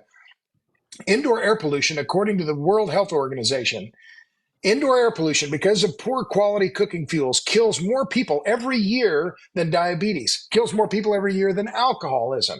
In fact, it kills more, again, indoor air pollution, almost all of them women and girls, because they're the ones doing the cooking, kills more than cholera, malaria, AIDS, HIV, and tuberculosis combined. And yet we don't hear anything about it. And yet, we're going to ban natural gas in the city of Berkeley, California, because we're going to solve climate change. I mean, it just, there's this willing ignorance, I think, and blindness to the global nature of energy supply and energy availability, and the absolutely deadly nature of energy poverty. And who does it hurt? Who does it hurt the most? Women and girls. And yet, why isn't the New York Times reporting on this? It doesn't fit it doesn't fit the narrative. And I'm a reporter, but I call them out all the time because it's just, the narrative is dominated by these claims around wind and solar. We have to build offshore wind because of climate change. You don't understand anything about what you're talking about. I wrote a book chapter a few years ago about bioenergy usage around the world, and I was astounded at the number of people who die from wood cooking with wood around the world. It's an astounding number. And so, they're using renewable energy, but very, very dangerous for the kids to be around that smoke all the time. Yeah, they're using renewable energy. Yeah. And let's give them a merit badge while they're in the hospital dying of emphysema. I mean, they're using renewable energy. That's funny. So, Robert, since you brought it up, I was going to ask about hydrogen. We can talk about that next. But since you brought it up, I think you have some really good points on offshore wind energy. We've had some sort of events that have occurred over the last 6 months with offshore wind. And I think you're definitely the best person here to talk about that. So talk about cost, failure, all that stuff. Oh, gosh, where to start? Well, first, let me just say it's personal for me. I mean, it is personal. I was in the Galapagos now. It's about 8 years ago, and I saw whales from a small Zodiac boat. It was just gobsmacked by the scale. I mean, a whale was as long as a tennis court. I was in British Columbia in July, saw humpbacks, and was just in awe by the sight of these amazing animals. I mean, just incredible. Just the kind of experience you'll never forget because of the scale. You just think, how can a fish, and I know it's not a fish, how can a fish be that big? But one of the other points I've been making lately is that environmentalism has been supplanted by climatism. And so what we are in this world now today where these traditional NGOs, Sierra, and I don't like them, and I will call them out every day, all day, twice on Sunday. They've sold out. They've completely sold out to the climatist agenda and abandoned environmentalism, that is caring for the planet. So this offshore wind push is the prime example. Imagine if ExxonMobil, Chevron, you name it, said, we want to put not just a couple of platforms in the middle of North Atlantic right whale habitat. We want to put hundreds or even thousands of them. I mean, the Greenpeace crowd, the Sierra Club, they'd be chaining themselves to the bulldozers. But now they're doing the same thing with offshore wind, thousands potentially of offshore wind platforms in the middle of known North Atlantic right whale habitat, with the full cooperation of this administration and the corruption, I think, of the science at the Bureau of Ocean Energy Management to permit these projects in an area where there are only less than 400 individuals left. Less than 80 breeding females, North Atlantic right whale in North Atlantic right whales, and they're going to put them right there. I mean, it's an outrage of the first order, and it makes my blood freaking boil that they're going to do this with the full cooperation of the Biden administration and the co-opting of the Sierra Club, Natural Resource Defense Council, National Wildlife Federation. Not only did they co-opt, their full cooperation saying, oh, the whales don't mind. Oh, come on. I mean, it makes me spitting mad. I mean, I can't control my anger about this because it's beyond the pale, I think. Just the only thing dumber than onshore wind energy is offshore wind energy. Yeah, and we've recently had multiple projects fail. They went way over budget. They had to continually go back and ask for more rate increases for the future customers, and they ended up being abandoned, right?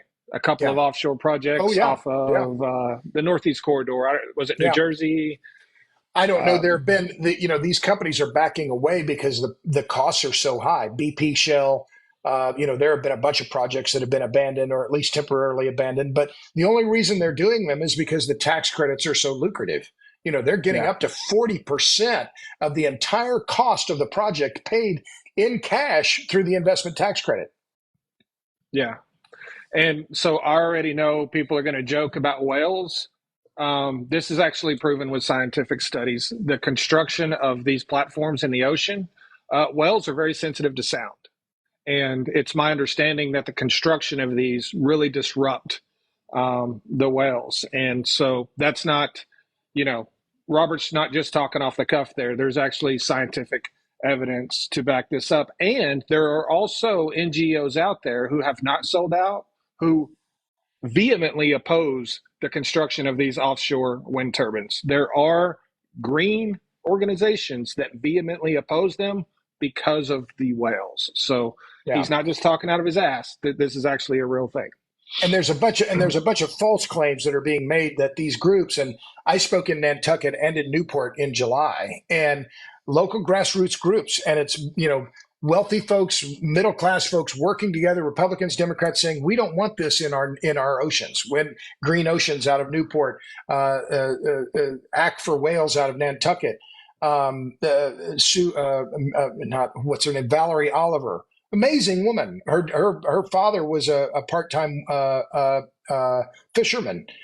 These people understand what is at stake, and to have these offshore wind projects being built off the shore of Nantucket, which is a national historic site.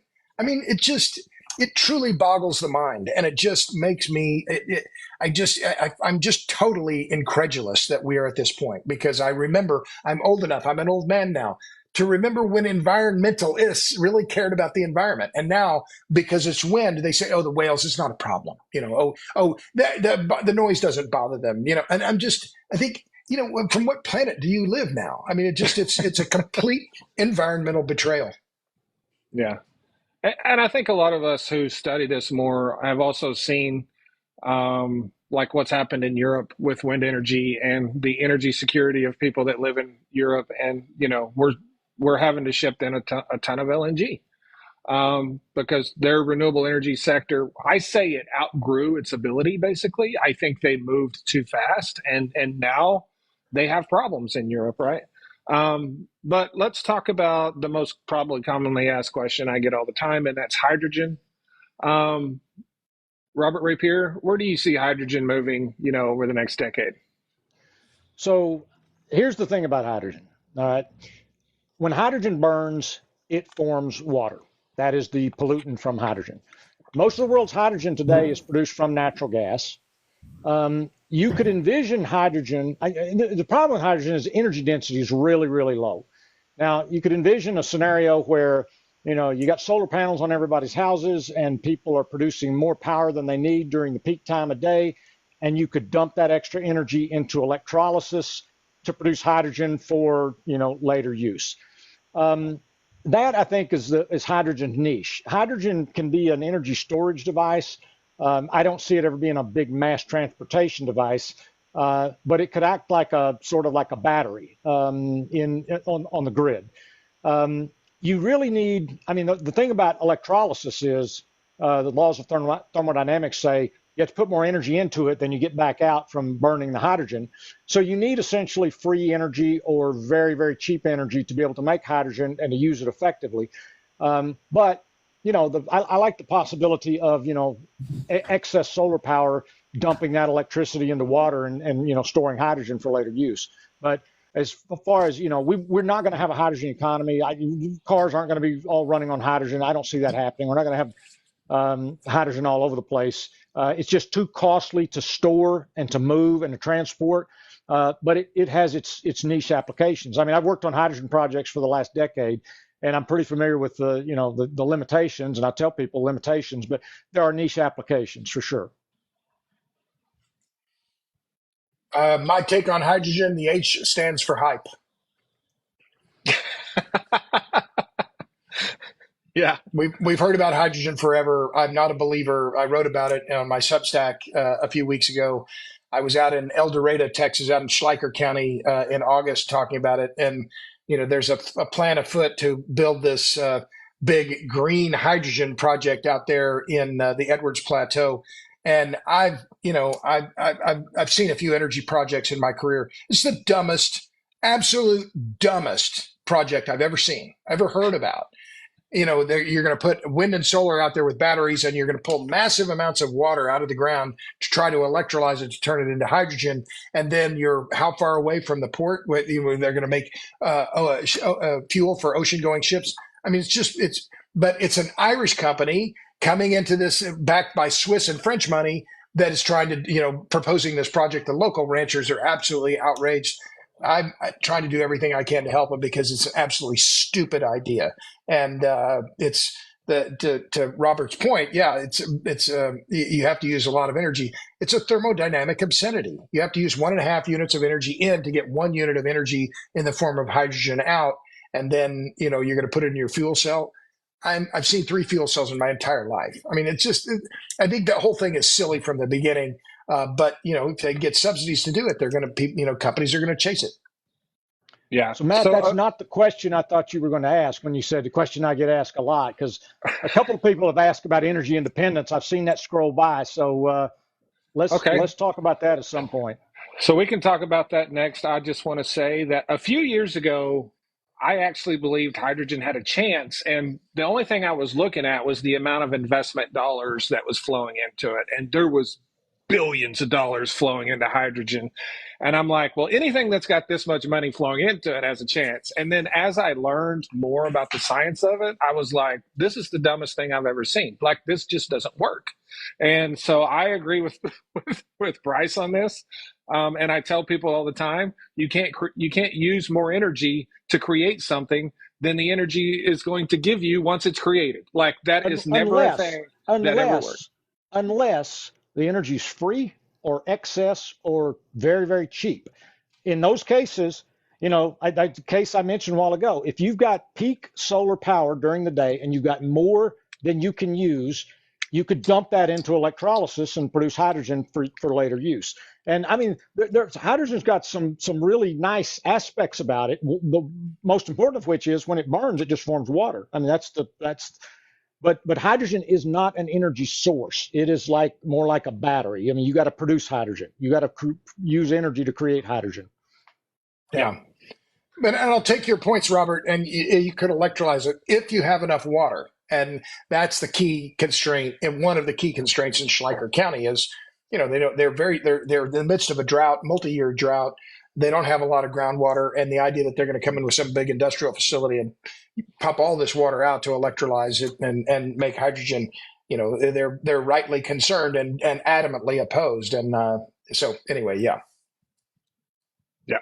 So let's talk about energy independence. So in 2023, and I'm pulling these numbers out of my head again, so they may not be exact, but we produced roughly 9 quadrillion BTUs more of energy than we consumed, and we consumed just over, I think, between 92 and 93 quadrillion BTUs a year. So basically, we nearly produce 10% more energy than we consume. And when I think of energy independence, I say produce more than you consume.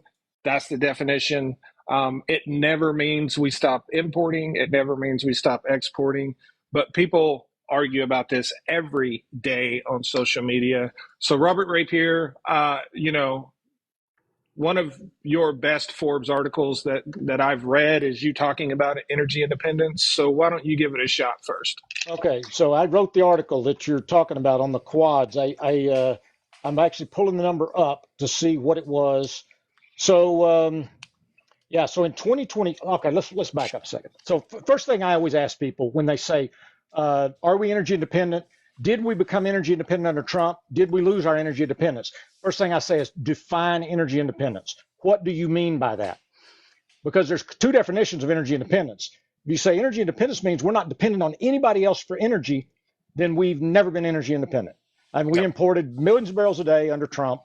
We've continued to import millions of barrels a day. And the reason for that is convenience. We talked about it earlier. Our refineries would rather have heavy sour crude. And so we import that oil and then we export finished products. So from that definition, we haven't been energy independent in 100 years. Now, the definition that says we produce more energy than we use, we peaked on net energy imports in, I think, 2005. We had the highest Yep. energy imports we've ever had. And then the shale boom took off, and oil and natural gas production started taking that down. And from 2005 until through today, that has declined. And in 2018, our net energy imports became net energy exports. And by that definition, you say in 2018, we became energy independent. That did happen under Trump, but if you look at the trend, it happened because of fracking. It had been a trend that had gone on for 15 years. So we had steadily declined our energy exports until our energy imports until they became exports. So in under Trump, that we just barely had a net energy export. That has grown under Biden. Again, I'm not giving him credit for it. It's fracking and it's our booming energy production and some renewables. It's some renewables are adding to that. That number last year was an all-time record, and that number this year was an all-time record. The net energy surplus last year was 7.8 quads.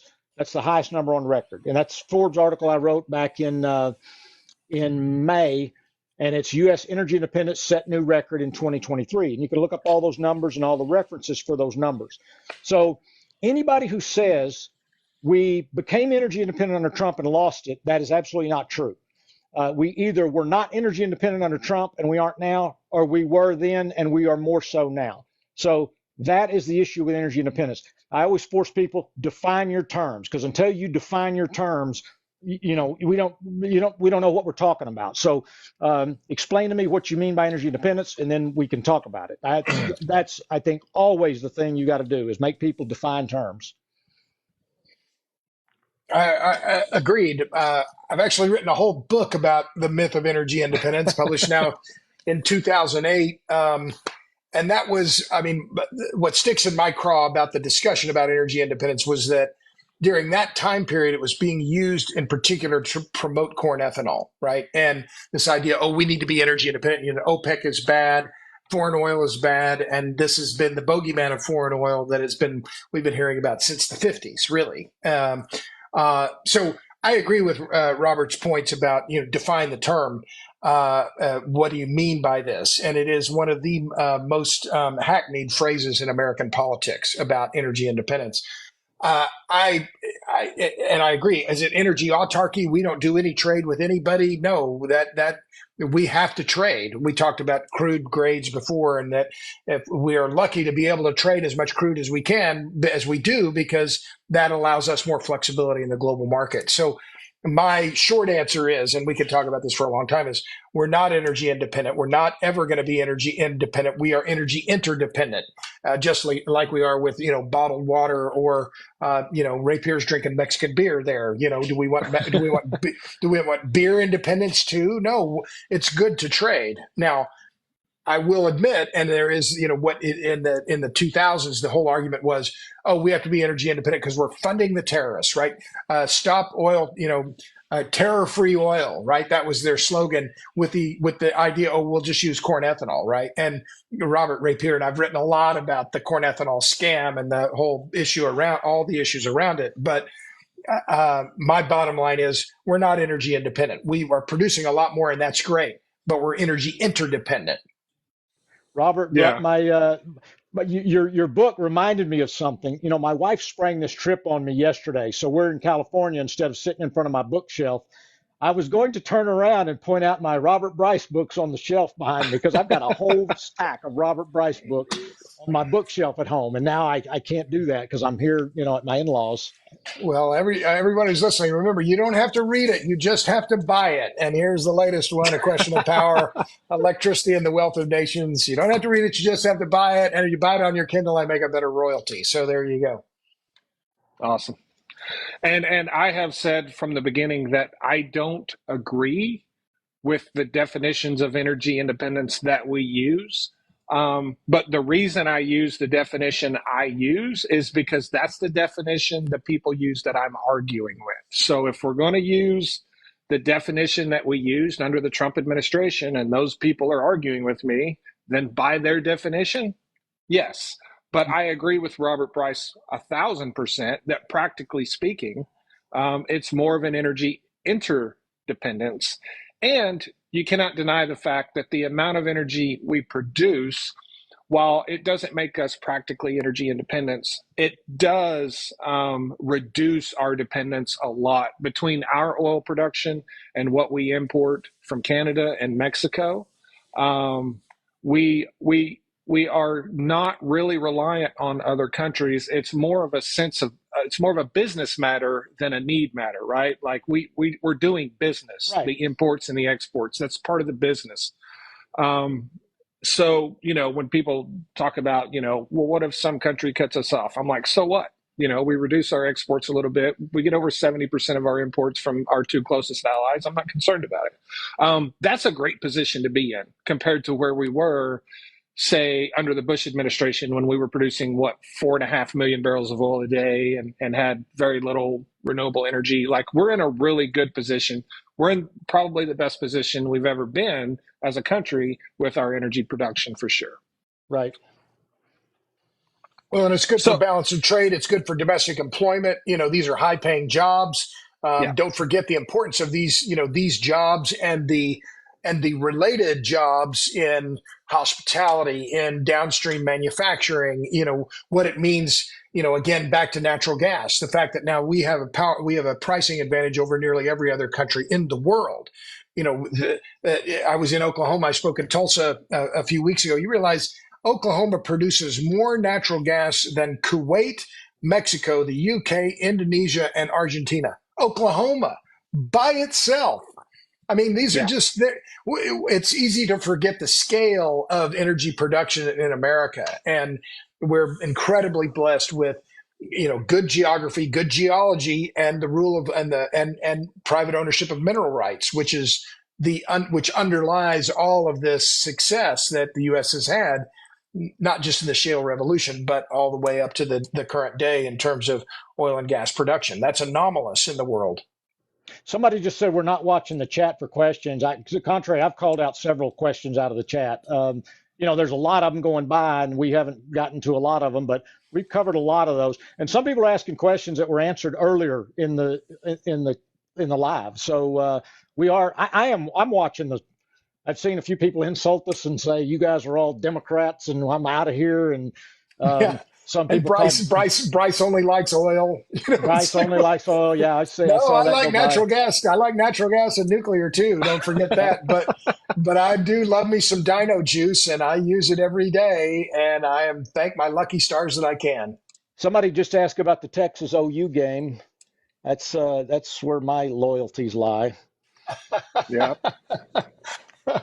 Oh, I'm you not guys rock! optimistic. You guys rock! I like that one. I'm Yeah, not optimistic, but I didn't think they'd beat Auburn either.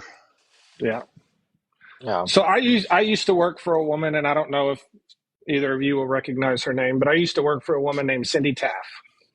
And Cindy Taff used to be a bigwig at Shell, and she retired and she started what is now, I believe, one of the largest geothermal companies in the United States. It's called Sage Geothermal. And I think I've read a lot about it, but geothermal is probably where I am definitely the weakest when it comes to energy. So, what do you guys think about geothermal energy in the future? Tremendous potential. Geothermal has tremendous potential. There are some pretty big geothermal plants around the world. I think the issue is mainly expense. I mean, it hasn't grown a lot. It's pretty mature technology. It hasn't grown a lot, but one of the problems though is the one I mentioned earlier, where you've got lava that's close to the surface. You often have to deal with volcanic eruptions and stuff that can wipe out your plant. But geothermal, that's a and heat pumps, things like that's really low hanging fruit, low hanging energy fruit. Yeah. Yeah, a couple of quick points. One is, yes, it works, but it's very site specific, right? There aren't a lot of places around the U.S. where you can do geothermal at scale. Can you do ground based heat pumps and use, the temperature in the earth to help manage your thermal load in your house? Sure, you can, and it's very, very effective. But don't forget that geothermal is a lot like hydro, and in some ways, kind of like nuclear as well, in that very high upfront costs. And the return may not be what you expect. You don't really know for sure until Right. you build the thing. And so that's a problem because Well, let's it's a pause lot just a of risk. second. Pause Sure. just a second.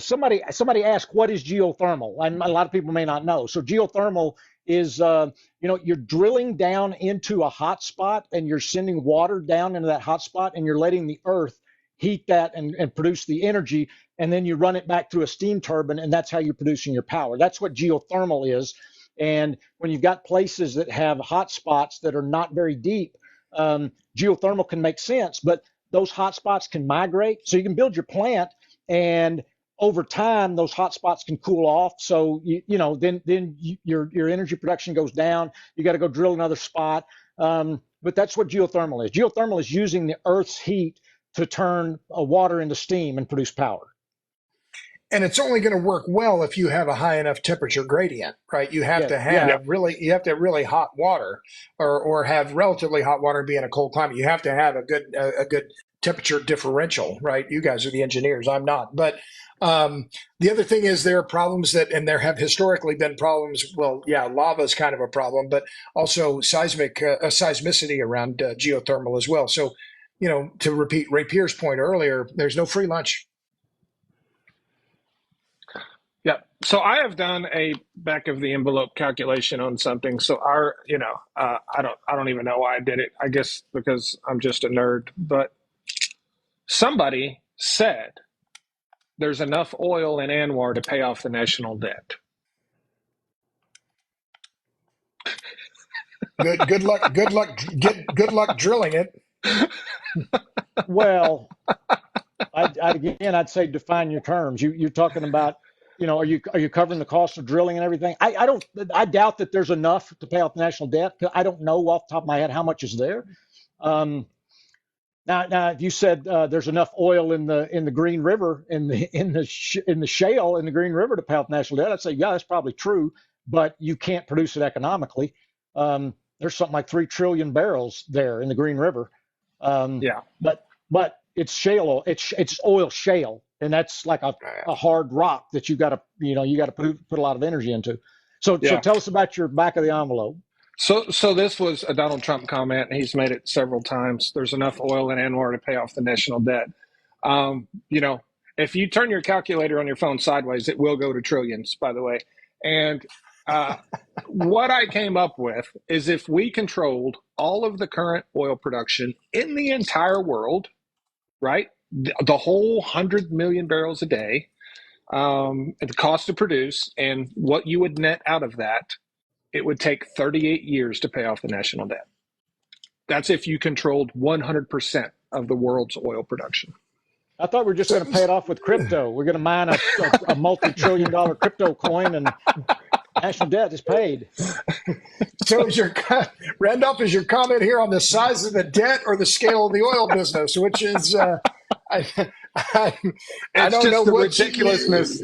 it's the Oh yeah. ridiculousness of the comment because people will believe that if we go into and war, we can pay off our national debt, and that is See, not a thing.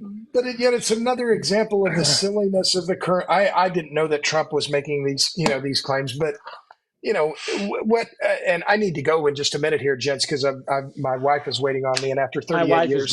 My wife's been giving me stink eye for 15 minutes. So Yeah, right. So this is bad to get stink eye, even at your young age, right here. But what I would end, maybe if we can wrap up, but it's what I hope to do in my work, and I know both of you do as well. And it's one reason why I follow both of you is that we need some more sobriety. We need more sobriety in our energy and policy and energy and power discussions, and we have precious little of it. We're inundated with a lot of spin, and even the right word is propaganda around the energy transition. And so I'm not blowing smoke up your dress, not just because you're from Oklahoma like I am, but I think you're doing really good work, and and it's important because we're inundated with a lot of misinformation and a lot of disinformation, a lot of purposeful spin that is very destructive, I think, ultimately. And I think getting more sobriety, I hope that's my purpose and my passion is why I do what I do is maybe we can move the needle a little bit. And I use we there, but because I think we're, in some ways, very much aligned in our outlook on this. The math and the physics matter, and we have to pound the math and then pound the physics and then start over again. there's a price to be I paid though, agree. because you get pounded by both sides on different issues. I mean, I've been pummeled by both sides at different times, and um, you got to have a pretty thick skin to do it. And I don't enjoy the hate. I Yeah. don't enjoy that. Yeah. I kind of do, Robert. And it's funny because on X, you would think I was the biggest right wing nut job you ever saw. And on TikTok, I'm walking around in Birkenstocks and smoking a fatty. Like it's just, it's how everyone perceives you on different social media outlets just blows my mind. It really does. And by the way, for the people in the comments section, we will never pay off our national debt with any amount of oil. That's not a thing. We're Yeah. producing more oil now than we ever have in history, than any country ever has in history, and our national debt is still ballooning. So just the whole concept is ridiculous. Guys, I know you both Can got I, to can I, go. can I, can I make one quick point about this, about the critics? Sure. Don't ignore them. I don't Oh, I pay do. them any mind. I don't pay them any mind, not a single keystroke. I mean, if people don't like what I do, okay, well, you're in the peanut gallery. I'm moving on. And I understand. I don't like the hate, and I get, it's one of the reasons I went paid on Substack because I was getting trolled, and finally the trolls they were taking up so much of my energy. I thought, well, why am I giving this away for free? And so I went to the paid model, and glad I did. But anyway, I'll just reiterate what I said. I admire what you're doing. I hope you keep it up. And this has been great fun for me. So I really appreciate being invited. And guys, for both of you, if you ever see me say anything that you don't agree with or is inaccurate, please let me know because my purpose is always to educate and inform, not to be right. Right. So, Robert I've Rapier, told do you have people any? before we won't always agree on everything. I mean, Yeah. your expertise is in a different area than mine, and sometimes I will say, "Hey, I'm not sure about that. You should ask him. I don't know." Um, I've got kind of a broad view on a lot of different energy topics and a deep view on some topics. But I tell people all the time, they say, "Well, Mr. Global said something different." I said, "Well, he may have a different opinion. We don't always agree on everything." Yeah, it happens. Thank you guys so much for taking time out of your day to join. And I think we had a great live. I really enjoyed it. I really appreciate it. You guys have a great weekend. Thanks, y'all. Appreciate it. Take care. You too. Yeah, Thanks, everybody guys. take care. Be safe. All right, now how do I shut this down? I got to I figure can that out. drop you guys. Okay. Ooh. Do any of my mods want to come up and continue for a bit, or do y'all have something to do?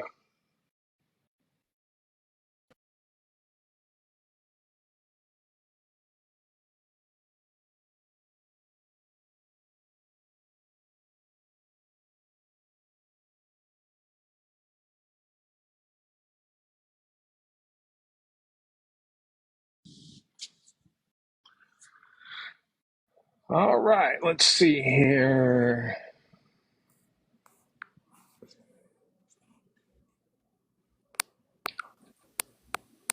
Hello. I am on Substack, but I rarely publish anything on there. So,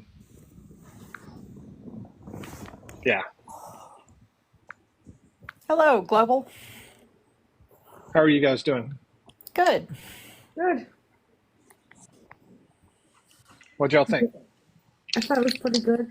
I brought Joe Boo up, by the way. Okay. See, we do disagree on stuff. Yes. We spent a lot of that live disagreeing with each other on things. You do. Yeah. Yes.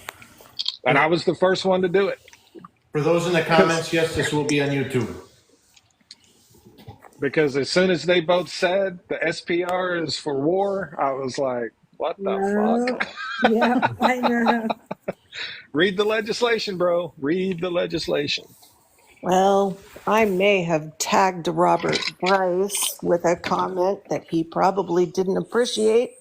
And he called you out on it too, because he was like, I don't listen to you people down there. I know.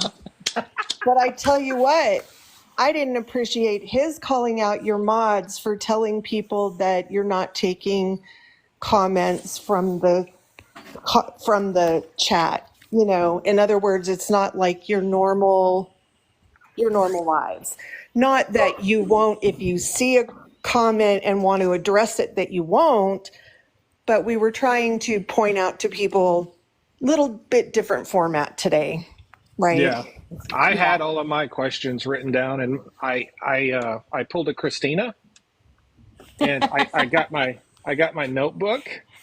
My penmanship is probably not on Christina's level because I write like an idiot. But yeah, I had all my questions prepared. So and See, I'm you're telling rubbing you, off on him. don't knock the notebook. I'm telling you. You're rubbing off on him. That's good, Christina. when I was digging in the back of my pickup for my notebook, I thought this is what freaking Christina would be doing right here. I'm going to write down these questions that way I don't forget them. Yep. And it turned out I had a whole page of them, so it was a good thing I wrote them down because I would have forgot half of them. Yep. It's I did- helpful. I'm sorry. Go ahead, Christina. No, it's that's all I was going to say. Go ahead. Well, I did have to make one correction. There were actually 2 projects that were canceled off the coast of New Jersey. There was? Yeah. 2. There was. Yeah. That's what I said. I said two. And what was funny is Robert Bryce wrote about those 2 projects, and that's why I asked him specifically about them. And then I think he might have kind of forgot about it, but yeah, it was 2 massive projects actually. Yeah. So how's you guys' day been? What's that? How'd our day go? How did your day go, Julie? I was thinking about you today. How did it go? It was rough. It was rough. We learned some new things and shit. Yeah, it was shit. I mean, it went okay. The surgery went great, but damn. Yeah. Well, sorry I brought it up. No. I was It's okay. thinking about you today, so Thank you. Thank you for bringing it up, though.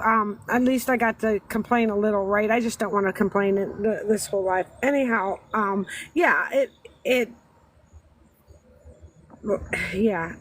I'll explain more in a different live. that's fine. Yeah. That's fine. So, Joe Boo, did they say anything that you weren't? Really off? No, Yeah. so I made just a couple different things. I want to look at the electric rates, and obviously Denmark is the highest, and I've had on my list of what Hawaii was, right? So I was the one who said Hawaii's been 51 cents a kilowatt, and that's been the highest for the longest period of time in the U.S. So I just wanted to look back at it. I haven't found it. I didn't go back into it, but I also want to look up the indoor air quality, because I mean we did that. I did that in my old job years ago, And that was really why there had to be a change in kitchen venting in homes, right? And why hoods were required. So I think that's a statistic that really needs to be dropped in a little bit further. So in the comment section, Jamie says, I liked Rapier, not Bryce so much. So Robert Bryce is pretty adamant about his feelings about renewable energy. And I don't think he likes it at all. And the difficulty in that is, me and Robert Rapier, we try to just see things for what they are and look at the good and the bad and try to be, as honest as you can be. This is what works, this what doesn't. But Robert Bryce is really not a fan of renewable energy and at all. He made that very clear today, which he didn't really surprise me because I know a lot about Robert Bryce. But why is that? I don't know. He was giving off short man boomer vibes. Just saying. Oh, and I'm going to add this. Christina and Kelly did most of the modding down there because I was busy, but so they did most of the modding. But I did get in there and tell people, and I'm going to let them know again because my comment would go through real quick. If you whine in the comments, you're going to have to pay for it. You're going to pay a Galaxy. Whine, you get charged. I think that's an excellent rule. I like it. If you Oh, whine. Lord. If only we could bill them. Invoicing. Yeah, that conversation kind of showed a difference between Rapier saying, yeah, we need to move forward on fossil fuels, but we also need to look at renewables, versus Bryce of saying, yeah, renewables really aren't going to make a big difference. And I think that really kind of showcased the difference of progression of where they see electric going or additional fuels going. Yeah, and I think Robert looks at everything as like mass scale, and I don't. I look at areas and I look at communities and regions, and because renewable energy absolutely works. Like it's not a question of if it works, and because it does. It's just how do we implement all of these energies to where they work, congruently and together to provide us the energy we need. And so I really think Robert's issue isn't so much renewable energy. I think he has a distrust of government. And I think he doesn't like too much government interceding in things. And I think he thinks government has overextended their reach, specifically when it comes to renewable energy. And I think that's where a lot of his issues with renewables come from. But that's just my opinion. And, Yeah, I can see that. He's a really nice guy. Like I talk to him, ever so often, and he's always really nice to me. But we do disagree on some things, but we do it respectfully. We don't get after each other. I think me and Robert Rapier says that I'm his spirit animal. I don't know how to take that because I've never had a man tell me that, and it makes me a little uncomfortable. But maybe I need to, get over that. But well, would you rather have him say it or Fuzzard? Honestly, it's it's a toss up. Fuzzard would be more fun to be around. Let's be honest. Well, and that's the one bonus I'll say is with Rapier, right?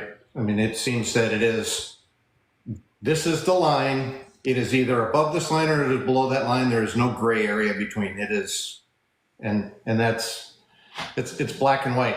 And I think that is respectable when you're talking about specific facts. Yeah, for sure.